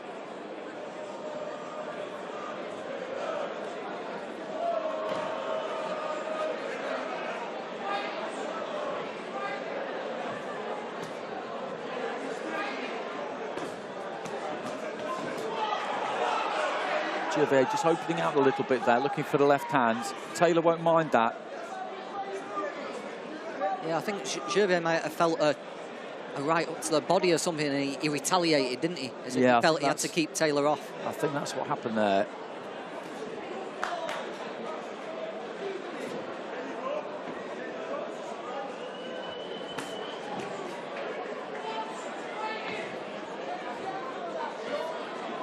He's got a nice jab, hasn't he, Jervier? Heavy, solid punch.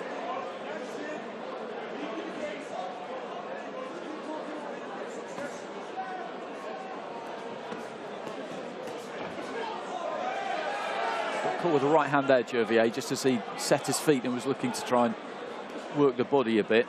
30 seconds left in round 2. Just been a few more exchanges in this round, hasn't it? I think that's solely down to Jervier just opening up a little bit more and maybe seeing a couple of opportunities himself. That was a nice one too from Taylor. Jervier again just looking for that combination, finishing on the left hand. It's interesting, this. He's just got gradually more expansive as the round has gone on here, Jervier. As I said, he's one of these guys who started off in the home corner, won his first 3, I think. Then after that, he was match tough, but he was always still trying to win. It's been mostly defeats the last 15 fights or so, but he's operated at a good level.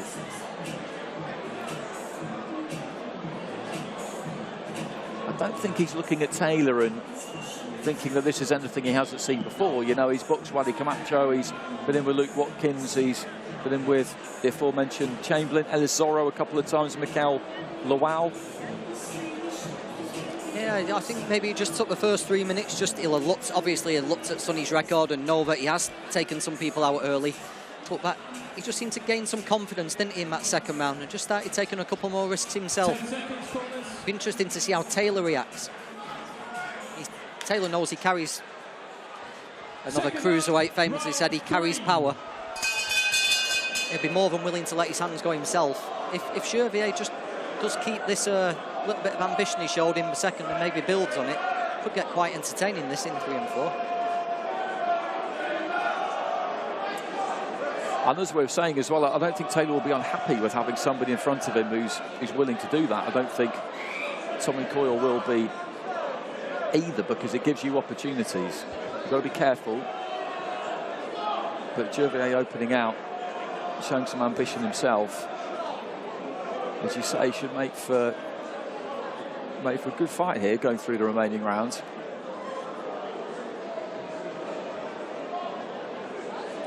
Taylor looks to me like he's deliberately pacing himself. You know, he takes a step back every now and then, just has a little breath, and he looks like he's just deliberately just slowing the pace down.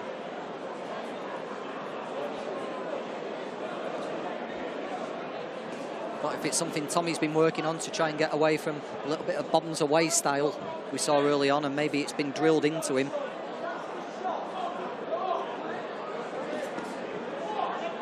It's a decent left hand to the body. But Jervier just comes straight back there, swinging as Taylor was backed up to the ropes.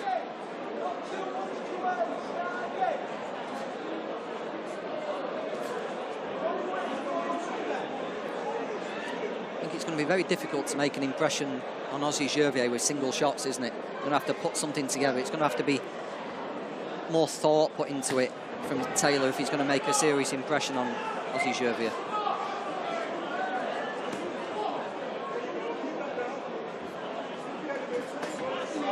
Stepped in nicely there and looked for the uppercut, found it too. It's a good range and just dug his toes in.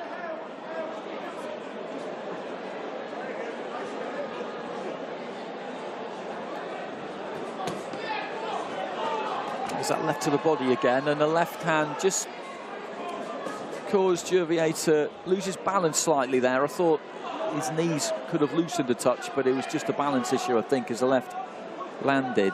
But he's looking for that left to the body. That's what he used against Christian Donfak, of course. The left hook to the body does seem to be a trigger for Jervier to fire back, doesn't it? As soon as he feels that left hook and Taylor's left hand's down, Jervier is looking to explode and counter it.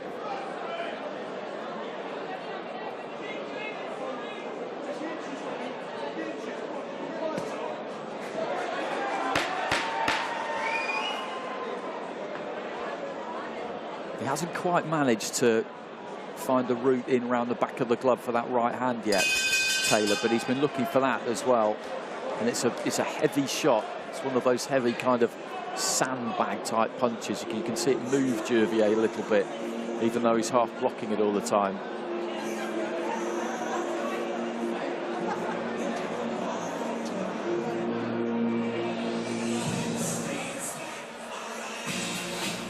And this is just a great scene. We're basically halfway through the undercard here, and as you can see on your screens there, this place is pretty much full. Plenty of people in the bar out the back there as well. It's so much better to be in a tightly packed, full, small hall venue, isn't it, than an arena that have had to black curtain out and there's people scattered around. It creates such more of an intense atmosphere, doesn't it? It feels like a fight night rather than a spectacle. Yeah, I completely agree. We've seen quite a lot of that over the course of the last year or so. Half-empty, bigger arenas. You always have to be optimistic about tickets, and the larger promoters will want to go to the larger arenas, and sometimes you're forced into it. You get above a certain level and you have to jump up to somewhere which is going to be too big, and then you see quite a lot of it veiled off. But you know, I packed out Doncaster Racecourse, I packed out York Hall. I was there for one of them with Denzel Bentley against Marcus Morrison. Absolutely terrific, great atmosphere. You probably do leave a few tickets on the table if you're the promoter. I'm sure Frank Warren and Queensbury probably did that night, but the atmosphere was great, and it's that kind of scenario we've got here tonight. Do you think in modern boxing, Andy, there's a little bit of, oh, what's the word? Probably ego attached to it, where they don't want to be seen to be going to a smaller venue? Yeah, I think so. Yeah. I think so. Sometimes it would create such a better atmosphere, and you know what a boxing card's like. When the atmosphere picks up, the fight tends to follow it, doesn't it? And you get a real good card from start to finish. But yeah, sometimes I just wonder if it might be a little bit of appearances, not wanting to be appearing to put on a show at a small venue rather than an arena. And it's great for TV as well, because the atmosphere is terrific, and that comes through your screen.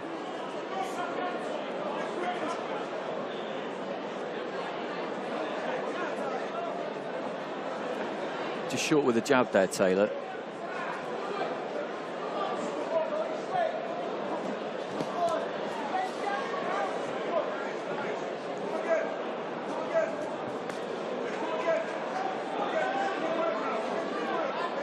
There's that jab from Jervier. You mentioned it earlier on. It's difficult to read. He just plants it on you.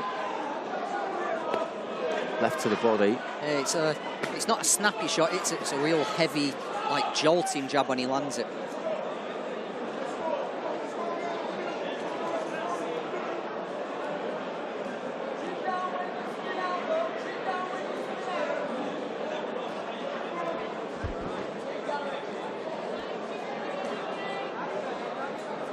Jervier doing all the forward pressing, isn't it now? Taylor's definitely resorted to moving away and looking to just plant his feet for little moments and let his hands go. The little right uppercut and left hook when he steps in is working quite nicely, isn't it? But he's definitely taken a lot of the weights off his shots. Jervier just walking in with that guard, gets it up late there. Right hand got through from Taylor. Right uppercut works again in close. And there's that left to the body, followed by that right to the side of the head. He sets his feet well for that left hand. He's landed it nice and sharp a few times, but it hasn't really caused too much of a reaction from Jervier, not yet anyway. So 2 to go. They're scheduled for 6.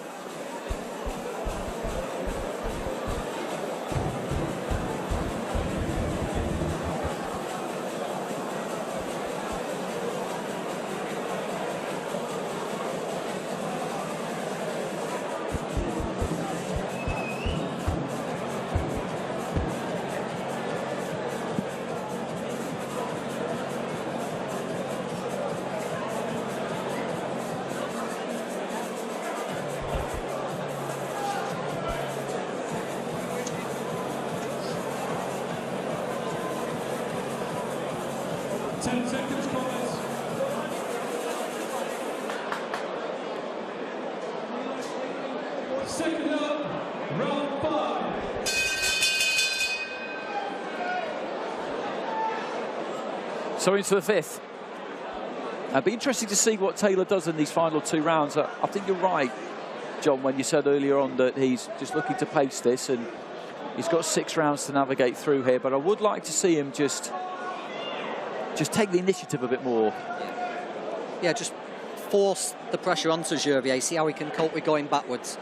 I think Jervier's probably had problems in the past when people have set a high pace and a high work rate, and he's got to try and keep up with it. Maybe it's a little too late for Taylor to try doing that now. But as we said with Josh Hargreaves earlier, you don't want to be coasting in the final 2 rounds when you're a prospect, do you? You need to be finishing strong. He takes a nice right hand there from Jervier Taylor. Don't want to see him go into his shell, do we? We want to see him impose himself in the last couple of rounds.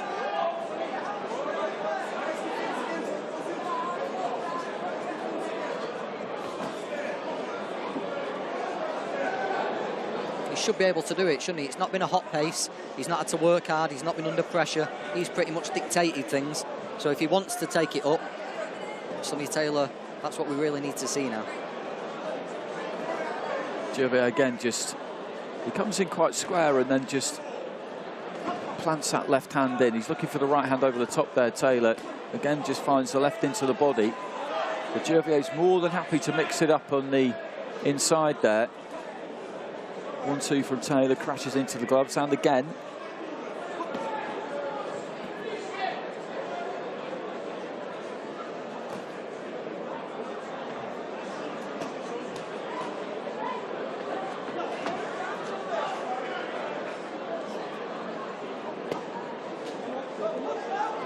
It was a nice left hook, wasn't it? The first time Jervier didn't try and retaliate from taking a left hook to the body. I just wonder if he just felt that one a little bit more. So into the final minute of round 5. Jervier with a right to the head there himself, off the back of a little bit of body work. He's always got something to say. Just sets his feet and looks for the left hand there again, Jervier. Taylor with that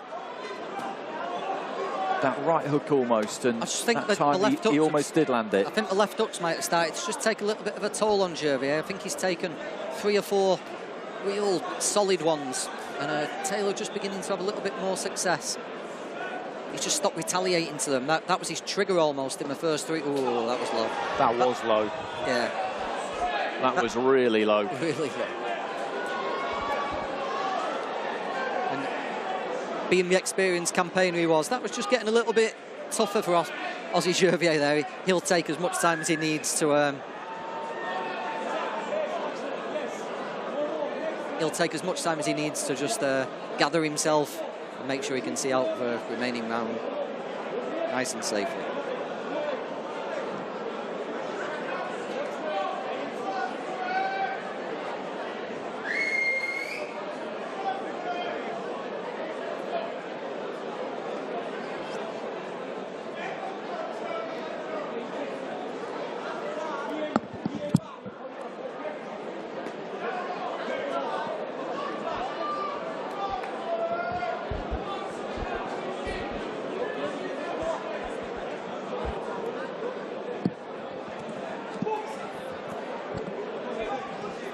So given due time to recover there, Jervier. Final 10 seconds of the round, and we've got one more to go after this, scheduled for 6. Yeah, just came at the entirely wrong time for Sonny Taylor. Like, just for the first time, looked like he was making a little bit of an impression, and then the low blow just ground that momentum to a halt, didn't it?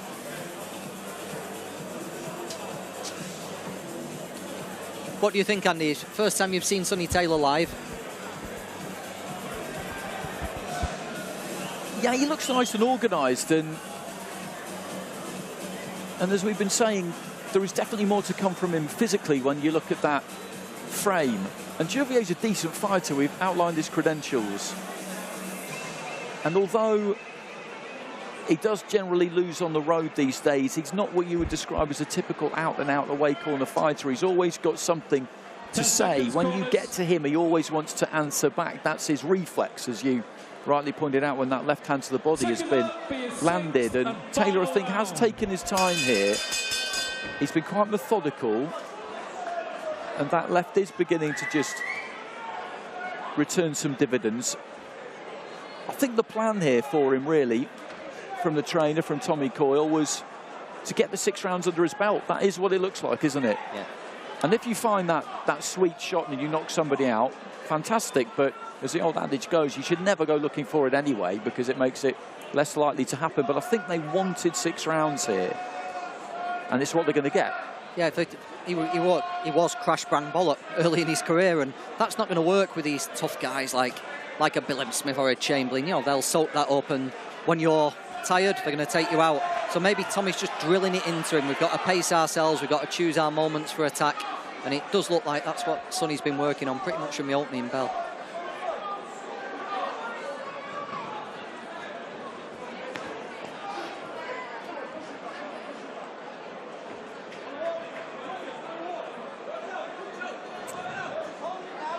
Just looking slightly weary there, Jervier, as he was looking pretty much straight at us over the shoulder of Taylor. A couple of minutes to go here. He's given good value here, though, Ossie Jervier. Always coming forward, tucking up behind that guard. Nice 1-2 there from Taylor, who maybe will just look to put his foot on the gas a bit towards the end.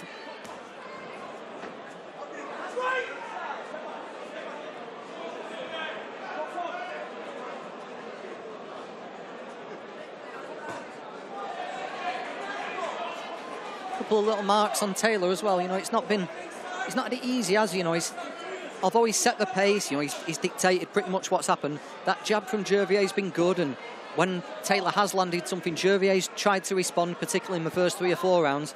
Little marks under his eyes, you know, he knows he's been in a fight.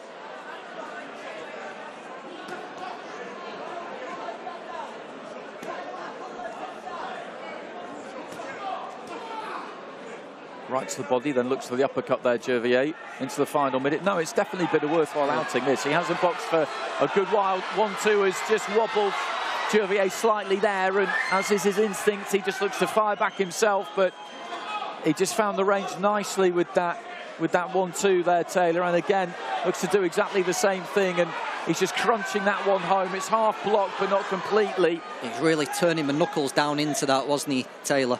And to be fair, Andy, this is exactly what we said we wanted to see. We wanted to see him push the pace and finish strongly, didn't we? And to Sonny Taylor's credit, that's exactly what he's done. His final round of a fight's been his best. Single shot with the right hand there. Jervier just blocking that one, saw it coming, but he's really set his feet for that 1-2 in this last minute or so, and he's kept it simple. He's stuck to the basics throughout the course of the 6 rounds, and I think they'll be happy with that, because I think that is what they wanted. 18 minutes at a decent enough pace. Dropped off a bit in the middle, but towards the end there, he did put his foot on the gas, put his foot down in the final round, and I think he's boxed almost entirely to instruction there from the corner. Would have told him I just wanted to let him off the leash a bit in that final round and see what happened. Yeah, Tommy Coyle had a big smile on his face, so I think that's, from reading his body language, I think that's exactly what's happened. Sonny's probably not an easy guy to rein in. You know, he'll want to bang people out. That's what he was doing early in his career. So Tommy's probably very happy that Sonny listened. He followed it out to the tee almost for 6 rounds. And we want to see excitement. We want to see knockouts and big punches, don't we? But it's in Sonny Taylor's career's best interest to try and think long term about this, and he'll benefit from that.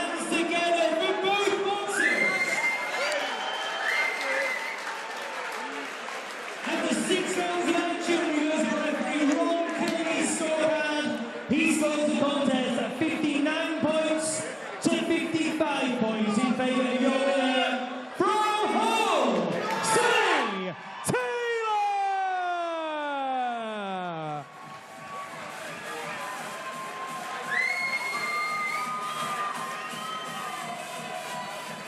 So still undefeated, Sonny Taylor. It'll be interesting to see what they do with him next, how they look to try and step him up in his next outing, which I'm sure they'll be looking to organise as soon as they can, because he was out of the ring before tonight for a good spell, for too long really.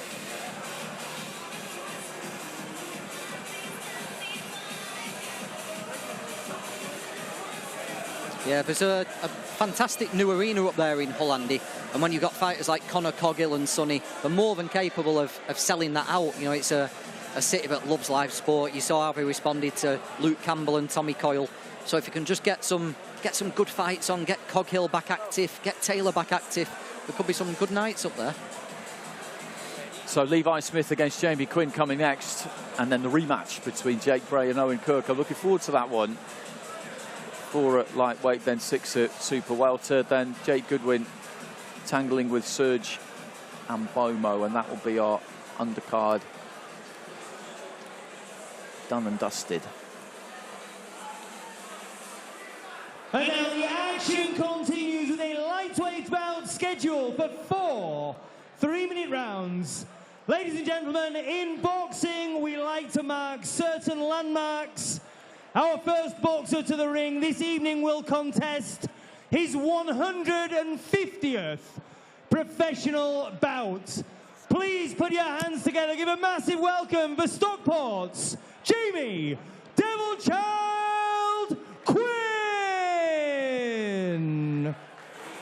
Our MC Phil Seymour quite rightly giving Jamie Quinn the big up there, because this is his 150th pro fight, and that is some achievement. It all started with a win on debut in the home corner, and then he picked up his stool, wandered over to the away corner, and he has been there ever since. Boxing in his home city of Doncaster, Levi Samuel Smith.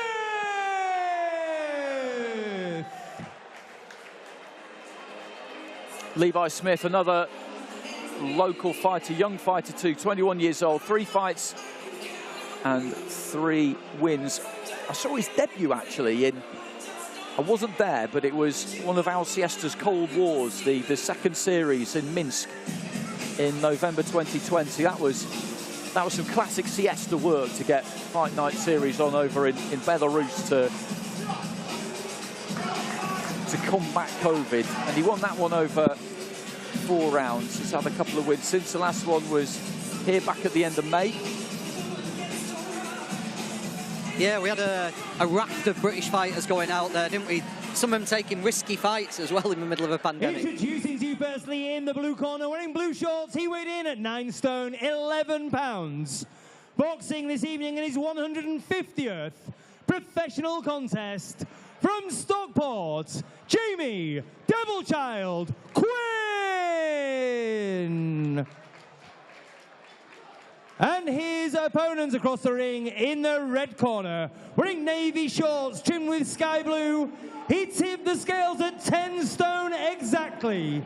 He brings to the ring a perfect professional record of 3 wins from 3 contests. One of those wins coming by way of knockout.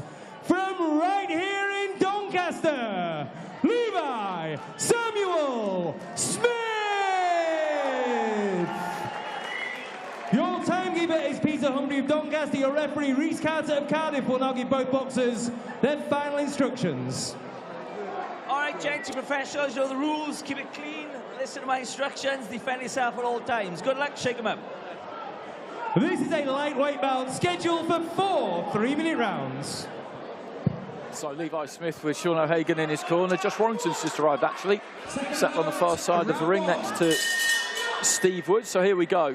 4 at lightweight here. Jamie Quinn boxing out of the blue corner. Fight number 150 in the light blue and dark blue. Levi Smith in the black and light blue. I think I've probably seen 140 of those Jamie Quinn fights. Like, he's one of my favourites. It's a story I tell regularly. On one of the early Zelfa Barrett fights, his opponent turned up at the venue with a cold sore and couldn't fight. Jamie got the phone call. He was halfway through a plate of spaghetti bolognese, put it down, drove 30 minutes down the motorway, boxed Zelfa Barrett, went home and finished it. He's a very, very tough man, Jamie.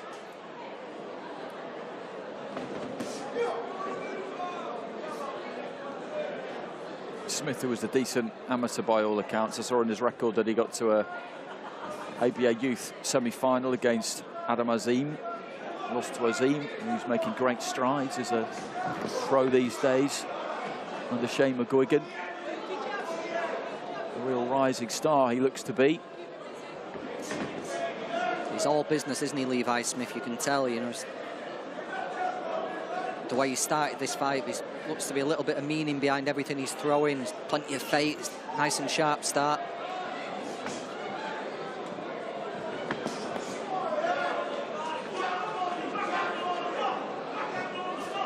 Certainly not afraid to punch in combination, is he? No, he's not. Quinn, nice setup about him. Stays in shape. As you can see, as these fighters have to do, they'll be able to campaign at a number of different weights and just have to make sure they're on point with that weight basically all of the time. Steps in looking for the uppercut there. Smith was slightly short with it.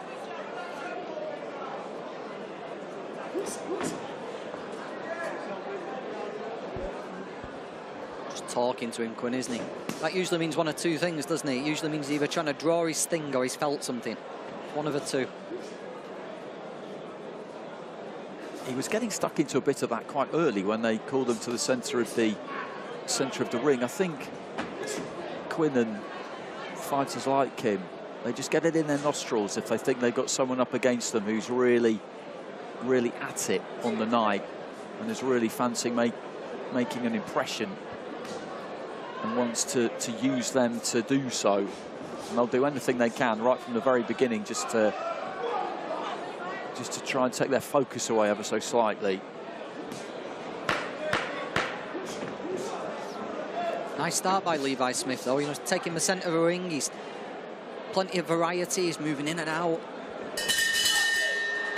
Nice, busy start from him, wasn't it?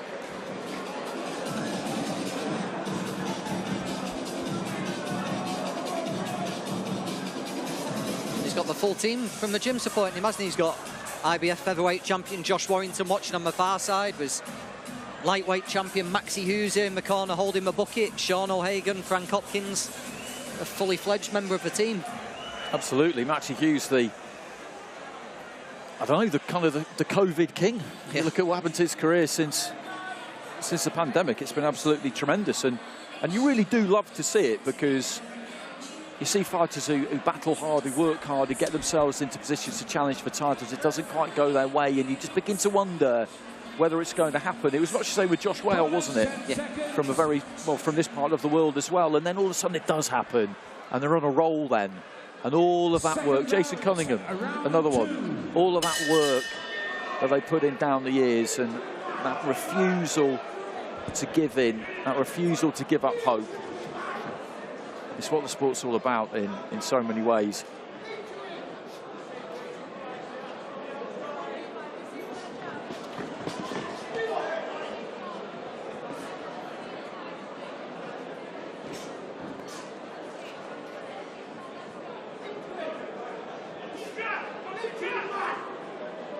Holds himself well, doesn't he, Smith? You know, he really looks the part, doesn't he? You know, his hands are nice, he's nice and relaxed, he looks ready to capitalise on any little mistake. He's a very poised fighter.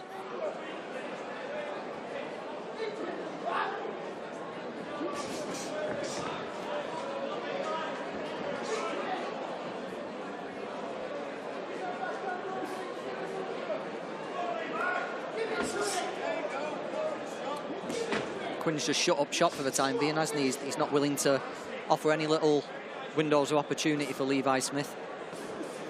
No, he just throws a couple of jabs there as he moves off to his left-hand side, but what he's concentrating on mainly is just pulling those feet back when he needs to, and he's doing well with it, because Smith's finding it hard to get into range. He's getting into range enough to be able to hit gloves and hit forearms and make some kind of contact, but not to be able to really find that biting point. If anything there, got slightly too close with the left hand.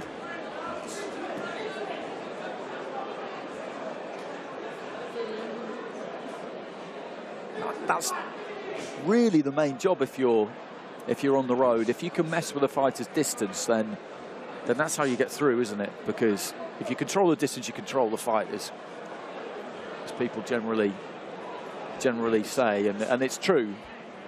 Yeah, as you said earlier, and you've got you've got two options. You can either get too close and spoil the work and maul them and hold them, or you can get way out the way and be safe there. There's two distances you can win at, isn't there? Or stay safe at, not win. But that middle range and the good prospects can make sure that the fight is there all the time, can't they? Can pretty much hide the foot movements and use punches to get the feet close, and that's what really marks out the real promising fighters from the guys who might not quite reach the levels they want to. If you can make a fight to be fought on your terms, if you can dictate the pace and distance, then you're going along the right tracks.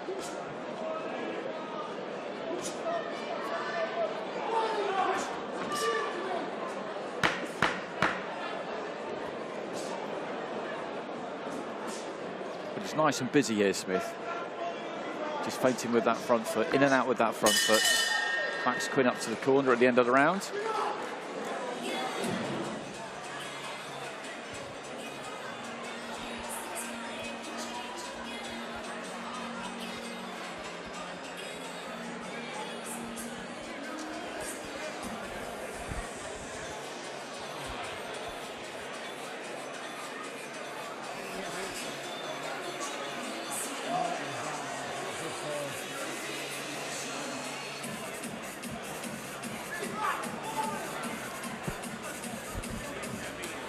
The Northside gym in Manchester is a real conveyor belt for these days opponents. You do get lots of trainers, they use it as their like base for a while. They'll leave one gym and they'll crop up in another with their little group of fighters, and we all have our own slot during the day. But it does seem to be becoming a bit of a home for the opponents at the moment. We mentioned William Warburton earlier on, didn't we? And it was always Joe, wasn't it? Joe Pennington by his side throughout his career. And I think pretty much every boxer in Manchester's come through the North Side at some point. They all either boxed amateur for them or have spent some time there. It's one of those gyms that very rarely gets mentioned. It's the famous ones, the Champs Camp, the Colliers, the Moston, the Gallaghers, the Phoenix Camp. They all get lots of talk, but Northside's like the workhorse of a group. That's the one that keeps moving every single day of the week. Keeps churning people out. Just dipping to his left-hand side, looking for that left to the body there. Smith, the challenge here again is just to get into range. Right hand there lands, but taken on the forearms by Quinn, who is solid defensively, as we know. He's only been stopped 5 times, so it's some task.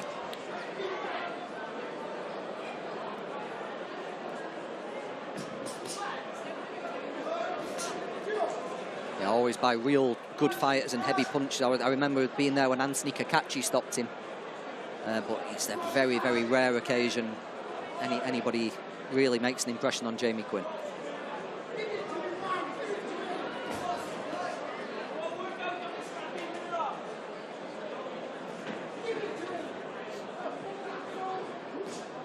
He likes carp fishing and he likes a rave. That's some combination, isn't it?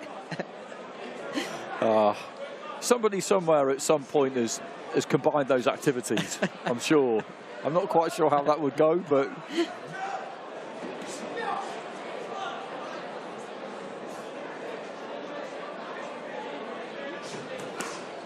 Again, just steps in and bangs to the body there, Smith. He's nice and patient here. He's sticking to his boxing. The energy's good, the tempo's good, the foot movement's good.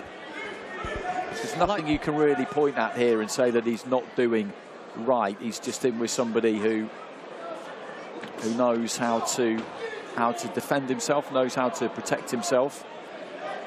I like the fact that he's not neglecting the body. He's not fixated on head hunting, is he? He's mixing it up and down. He's constantly looking for a way to create a little window for himself, but say Quinn's pretty wise to everything.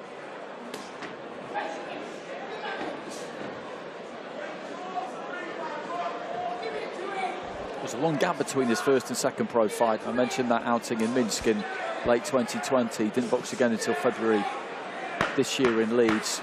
Then his last one was here at the end of May. It's been a very difficult period, as everybody's only too aware, just to get your career moving again. But it was good to see him take the opportunity to go to Belarus and get involved in that Al Siesta enterprise. As you say, there were plenty of fighters who went over there and took tough fights. I saw one last week, Lucas Ballingall. He went over and took a hard fight. He got a draw. I thought he won, and put in a really good performance last week, actually, to win the English super lightweight title. Sinio Byfield, who we'd seen in big fights, he went over. Kingsley Egbenike, he was really unlucky not to win his fight. They were good matches, by and large. Yeah, they were. Siesta saw a little window there, didn't he? But he knew that the fights would have to be competitive. And he, you know, a lot of people, there were some big fights actually rumoured, weren't some big names were rumoured to be going over, and it never actually materialised. But yeah, but fair play to the guys that actually did and took the risk. Seconds out for your fourth and final round.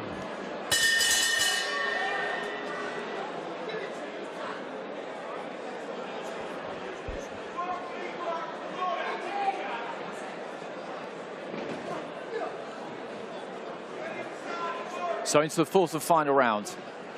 Levi Smith has boxed well here, as we've been saying. He's kept the tempo high. His shape has been good. You know when you get in with somebody like Quinn that the stoppage is unlikely, and you just want to make sure you work hard. You work on the things that you've been working on in the gym, try and put them into practice and get as much out of this as you possibly can.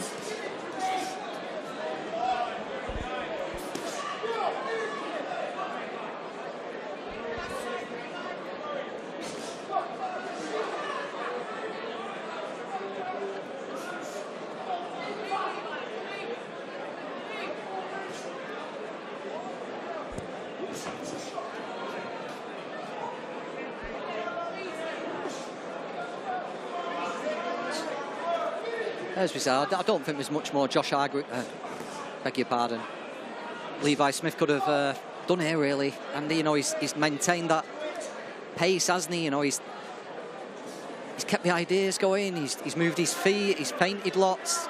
It's just that Quinn's not bit on anything he's thrown, really, as he's not given him a single opportunity. Certainly not for the lack of trying. No, absolutely. You can't really pick holes in this at all. Doubles up on the jab, looks for the right hand. He's done it without a hair coming out of place as well. Yeah, he has. He has.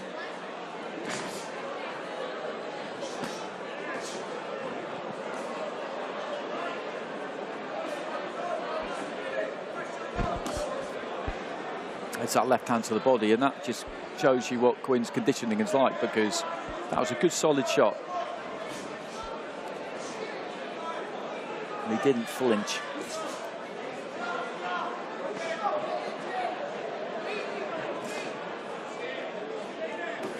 When Quinn does have success in his fights, it's when that physical strength tells. You know, he'll be in against a young fighter who's not quite grown into the weight yet, and if he suddenly come up against Jamie Quinn, you can see he's solid as a rock, and he can use that strength, and he can, you know, use his experience, weigh on them, and really make them feel the weight and feel the pace. But Levi Smith's not been in that game today, has he? You know, he's been in and out, he's dictated the pace, and Quinn's strengths paid absolutely no difference to the fight whatsoever.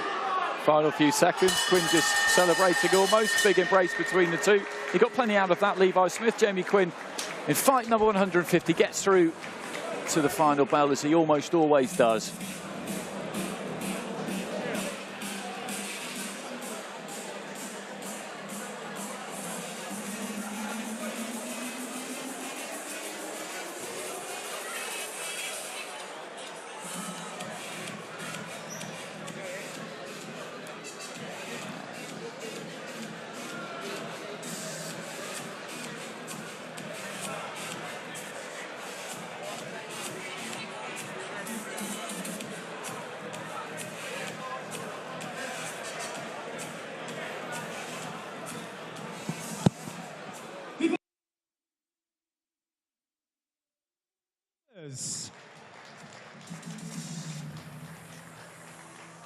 After 4 rounds of action, we go to referee Reese Carter's scorecard.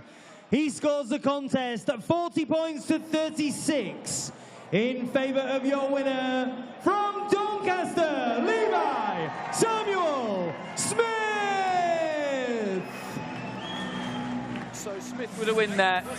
Good workout for him, that's what it was. And just having a quick conversation with Jamie Quinn and discussing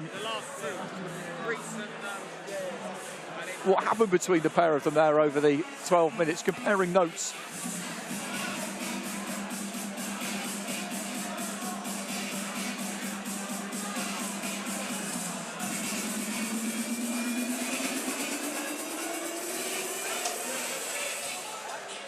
Getting a full breakdown there, aren't we? Like Monday Night Football.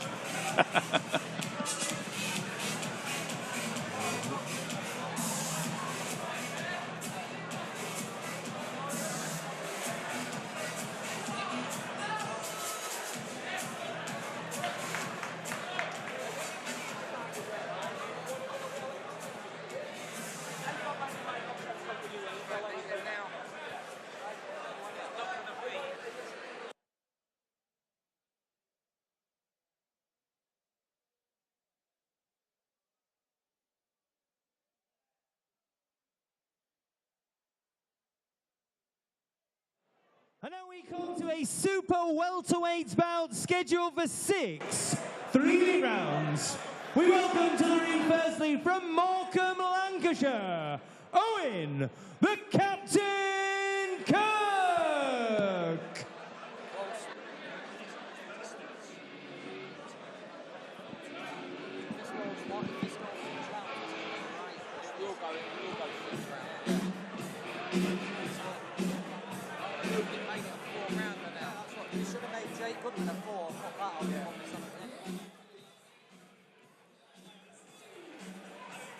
So this rematch between Jake Bray and Owen Kirk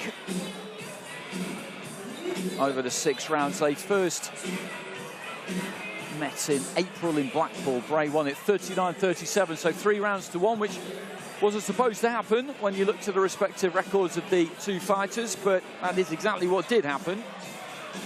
And they're doing it again tonight, so Bray has a rare fight out of the home corner. And this is Owen Kirk on his way in now. 3 wins and that 1 defeat. He's had a fight since mid-July in Bolton, winning 4 rounds to 0 against Josh Cook.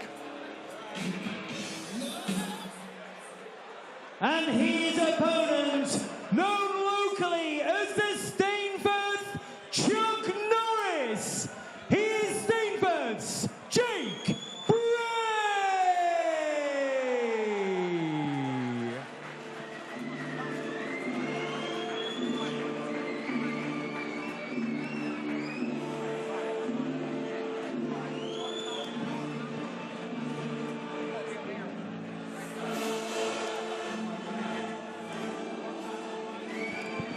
Well, he's not been in the home corner much, Andy. He's making the most of it, isn't he? We're getting a full... No, I'm all for this. I'm all for this. Like you say, he does a box out of that home corner much. He's earned it with the win the first time these two met. 14 fights, 3 wins and 11 defeats. He went 0-7 and then has been 3 wins and 4 defeats in his last 7 fights. So he's having a good year because he is always in that away corner. Beat Jack Roberts this year as well, who was 4-0. We've just had a show promoter, Steve Wood, just came over asking us who we're picking in this one. He said he assured us it's going to be a good fight. I think Jake Bray's bang up for it to prove that the first time wasn't a fluke. And obviously Owen Kirk, early in his career, he doesn't want 2 defeats to the same guy, does he? This means the world to Owen Kirk. So, oh, this is a huge night for Owen Kirk, and you know that's what makes this a real interesting one.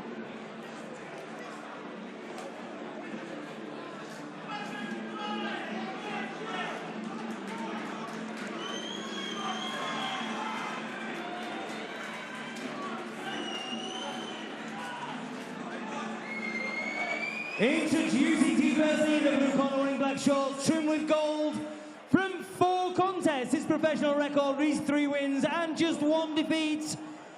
Weighing in at 11 stone, 8 pounds 2 ounces from Morecambe, Lancashire, Owen, the Captain Kirk.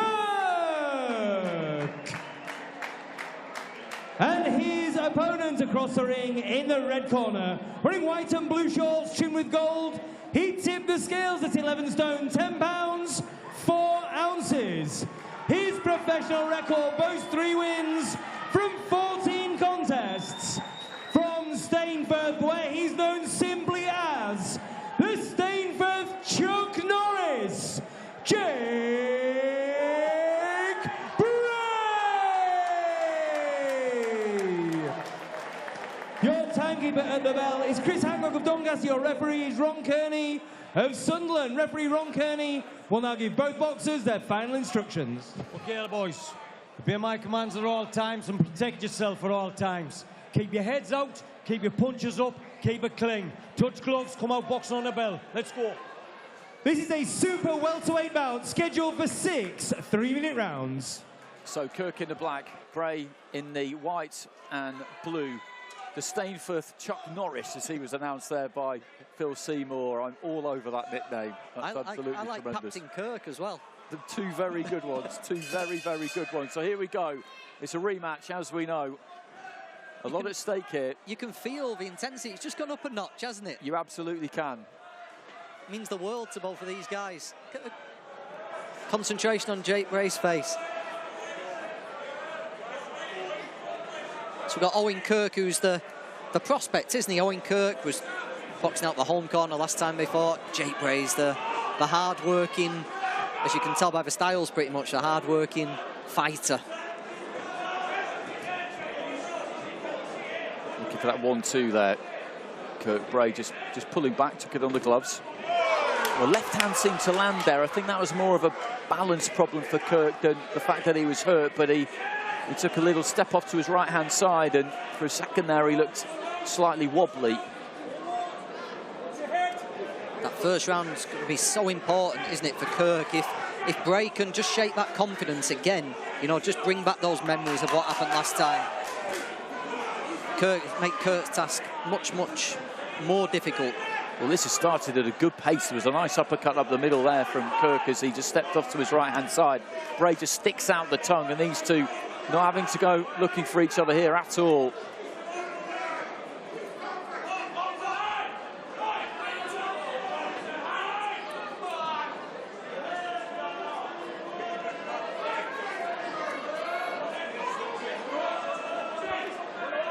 Loading up there, Kirk. I'm sure that's not what his corner told him. I'm sure his corner have been drilling it into him that you're a better boxer, use those boxing skills, but he just couldn't help himself, could he? Just caught up in the moment. It's the nerves, isn't it? It's the tension. This is, you know, this is difficult to stay loose when there's a lot on the line here, and Bray will absolutely want it to turn into that kind of fight where they just stand square and let their hands go. Gets through with a left hand there. Half gets through, Bray, I think. Just leaning in, was trying to find that uppercut off the back of it.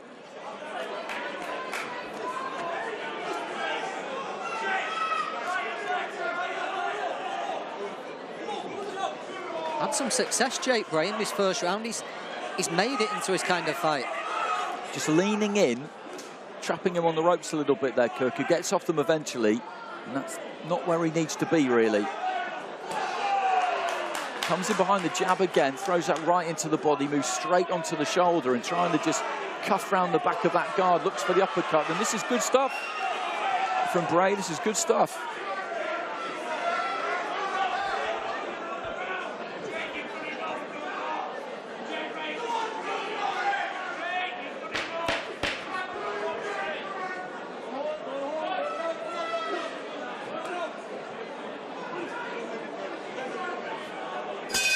As you pointed out, when it's a rematch, the early stages of the second fight are so important because there's scarring there for the loser.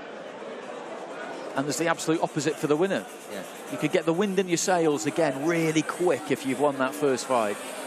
I think there's a lot of talk at the moment about rematches and there being too many and it bogging the sport down. But I do think at an early stage for a fighter like Kirk, who who does have a little bit of expectation on him. You know, we do expect him to do something with his career. I think it's quite important, just purely for self-confidence. You know, I can beat Jake Bray. You know, I think it is important that they correct that defeat early on as soon as they can. But Jake Bray made that first round his own. Now, Kirk's got to show not only that he can 10 seconds, corners. You know, outfight Bray, he's got to make it his kind of fight now. Jake Bray looked like he enjoyed it. Round 2. The corner was certainly very confident that he'd done enough, weren't they? I would say he did do enough in that opening 3 minutes to take it. So into the second, they're scheduled for 6.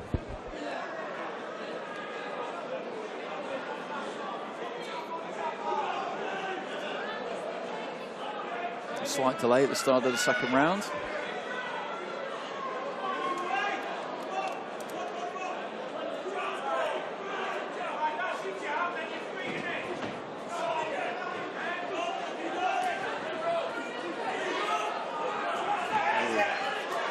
Kirk putting spite into those shots. Head going in as well. He's going to pick up a little warning. This all feels like it's becoming a Jake Bray kind of fight, doesn't it?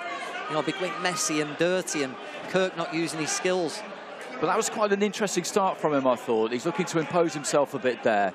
And the fact that he was happy to push him back into the ropes and then just rub his head in, bring it up underneath the chin. I think maybe at times in that opening round, he allowed himself to be pushed back to the ropes a bit, allowed Bray to lean on him and just let his hands go. And the corner, I think, might have said to him, listen, you may well be the more technically skilled fighter of the two here, but you've got to kind of earn the right to use those skills. What you've got to do, first off, is you've got to match him for that kind of will and desire.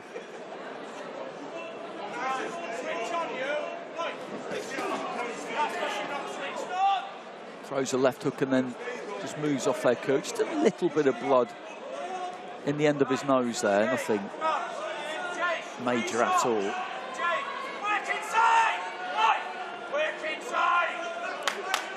Corner just screaming at Bray to work inside there. I think they feel that that is more his kind of territory. Kirk, though, is trying to impose himself in there, isn't he? He is. And Bray tees off with a decent 1-2 there, though, shrugs his man off and... Yeah, just used the shoulder.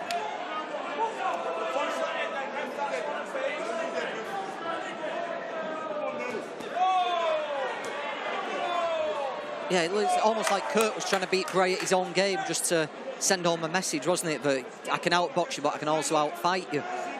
He's got to be successful doing that, hasn't he? Or he doesn't want to get caught there and play into Bray's hands. You know, if he's going to do that, he's got to commit to it. He's got to make sure it doesn't go wrong, which is much easier said than done. I can't imagine Jake Bray be the type to have his heart broken. I think he's going to be there for every second of the fight, isn't he?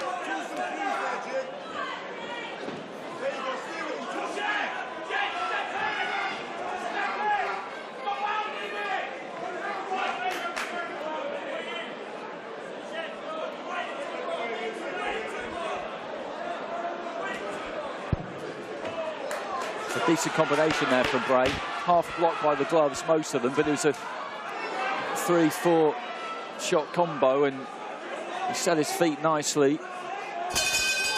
Bell goes at the end of the second and I think that could be another round to the red corner there. It's what a sport, Andy. You know, we get the big grudge matches built up, you know, big rivalries all around the world. And yet, for Jake Bray and for Owen Kirk, you can tell that this really means the world. At this moment, nothing matters more, does it? There's a little bit of an edge, there's intensity, got to ratchet it up a step when they got in the ring. And what a sport where two people who would never meet in any form of life, would they, apart from this? And suddenly it's become this rivalry. I love it. No, you're so right, because this is it for them. This is the biggest thing there is, and particularly for Owen Kirk. Particularly for Owen Kirk, because his career's kind of on the line here. If he loses again, he's 3-2. He's lost twice to the same person. It's not always that you would see someone do this and go back in with someone who's beaten them the first time. At any level of boxing, generally speaking, it's not what people advise. We have seen a lot of it recently, as you say, because of rematch clauses and all that type of thing. But a lot of people would have stayed away from this one if they were Owen Kirk, but he's decided to go straight back in there, and at the moment I'd say he's guilty of fighting Bray's fight a little bit too much, but that's easy for us to say because, as we've been outlining, there's plenty riding on this for him. He's just taking his time a little bit more at the start of the third and having a look. But if he's going to keep it on the outside like this, then he's got to use that jab. He's got to let his hands go when Bray looks to walk in on him, which he's doing a slightly better job of there. But again, he's being dragged into close quarters. And as you said, if you think you can win the fight like that, you can do it his way and win it, that's fine. But you've actually got to do it. Got to do it, yeah. Bray, there's no panic in him, is there? When the fight's at distance, Kirk, you'd think this is where the fight suits Kirk. Bray's not he's not panicking, is he? He's not rushing to close the distance. He's just letting Kirk come to him or letting the fight play out. And when he gets his opportunity like this, he's letting his hands go. You can see the difference in experience, can't you? Bray's just happy to, when it's not in his range, he's just happy to let things play out. The distance is so big between them, he knows he's safe. But when he gets close, this is where Bray needs to be working. Nice right hand on the inside there from Bray. Kirk just leaning on. Referee having a quick word about that. When the fight is at distance, Kirk needs to capitalise on that. That's his range, that's his fight. But it seems like he's sort of committed himself. He's got it in his head that he can beat Bray at his own game. Got through with a nice uppercut there, and again, nice lead right uppercut, moves straight in behind it. And he is just beginning to get the better of him on the inside, holds his feet there, lets a couple of hooks go, and maybe this is going to pay dividends for him. He feels he's the stronger of the two, clearly. There's an uppercut again, and that was nice. You could just see the head snap back, and he's beginning to dominate proceedings here. Kirk in his third round anyway.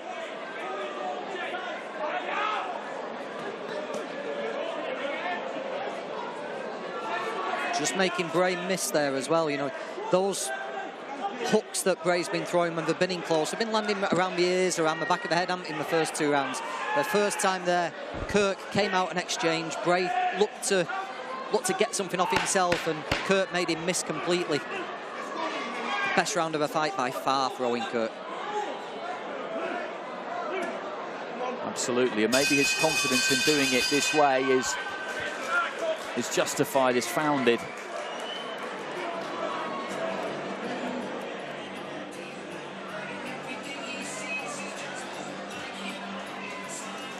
But it's been a good fight. We strongly suspected that it would be.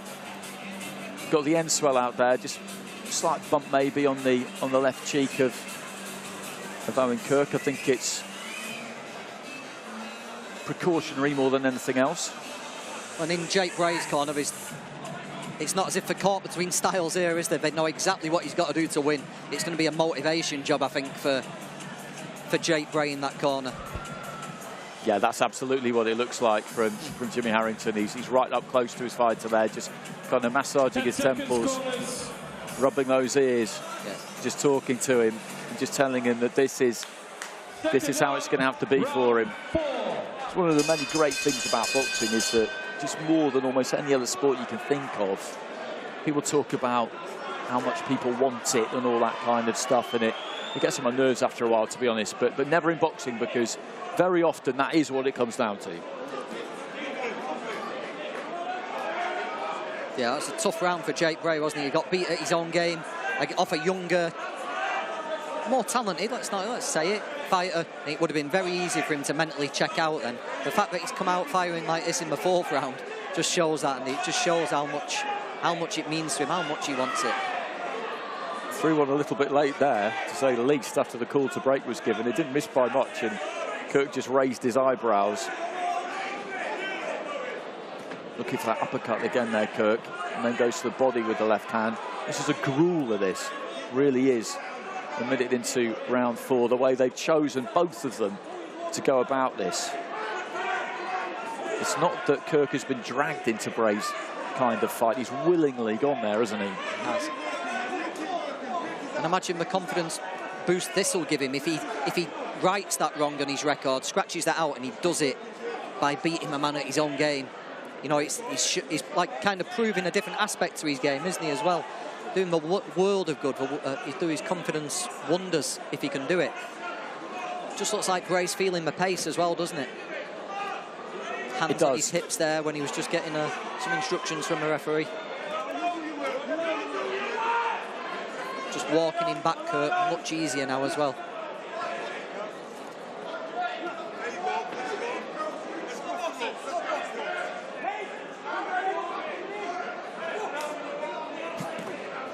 Nick Mellers just slapping Jake Bray on the calf there as he was retreating to the ropes on this near side. That's an unorthodox move, just reaching through the ropes. I'm not sure he's supposed to do that.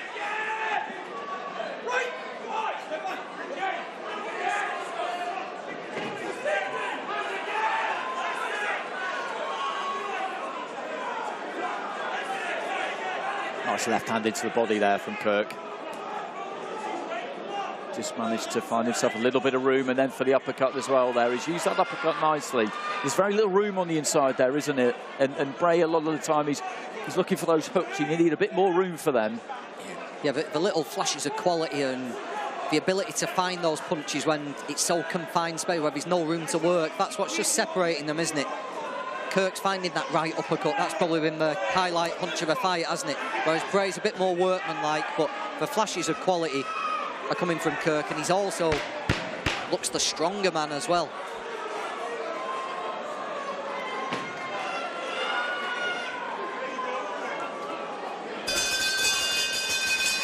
If you gave Bray the first 2 rounds, Andy, Kirk's took the last 2, no doubt. Yeah. And there's 2 to go. Yeah, it's teed up nicely. It feels like everything's going Kirk's way at the moment, doesn't it? It feels like Bray's going to have to do something. The momentum's with him, isn't it? Bray's going to have to do something to turn this back around.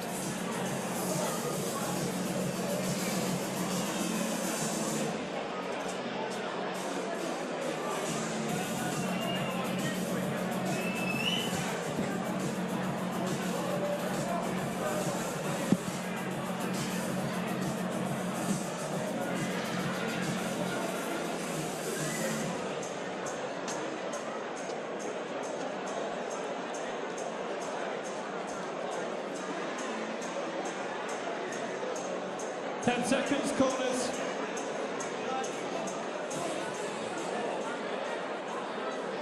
Seconds out, round 5.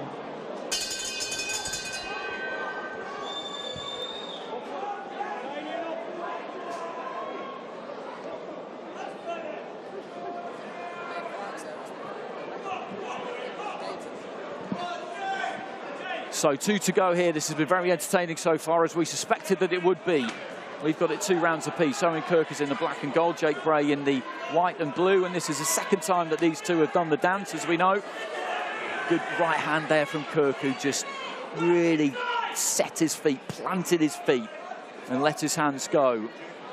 As we've been saying, the momentum is with him. That's a good left into the body as well. Bray just grits his teeth and looks to fire back there. Yeah, he's having to work hard, Bray, now, isn't he? You know, mouth's hanging open, gum shields on show, but still firing back. But it's getting harder and harder by the minute.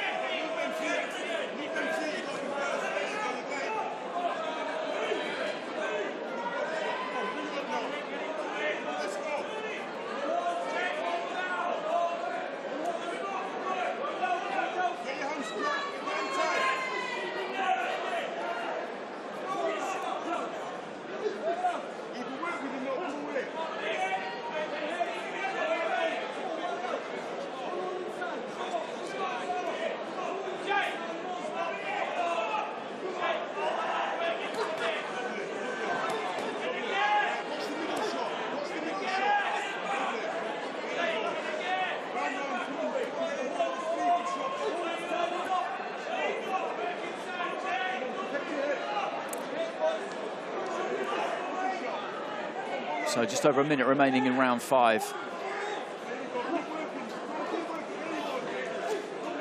It's been a good watch, this.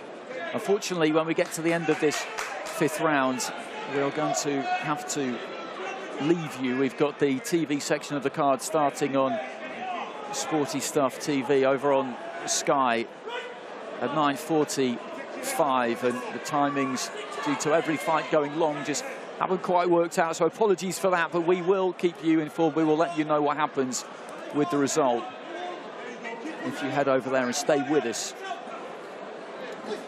for the rest of the evening. Channel 437, I'm told, on the Sky platform. Into the final 25 seconds, and Kirk has had the better of this fifth as well. He's just wearing Bray down, and this isn't what I expected him to do. No, and he deserves a lot of credit for doing it, doesn't he? We thought he was playing into Bray's hands. In fact, the opposite's proved true. You know, Kirk's proved himself a better fighter and a stronger man, and everything looks to be going his way. Okay, so there goes about 1 round to go. As I say, unfortunately, at this juncture, we're going to have to love you and leave you. If you rejoin us on Sky Channel 437, we will keep you informed, let you know exactly how it went down in this 6th and final round.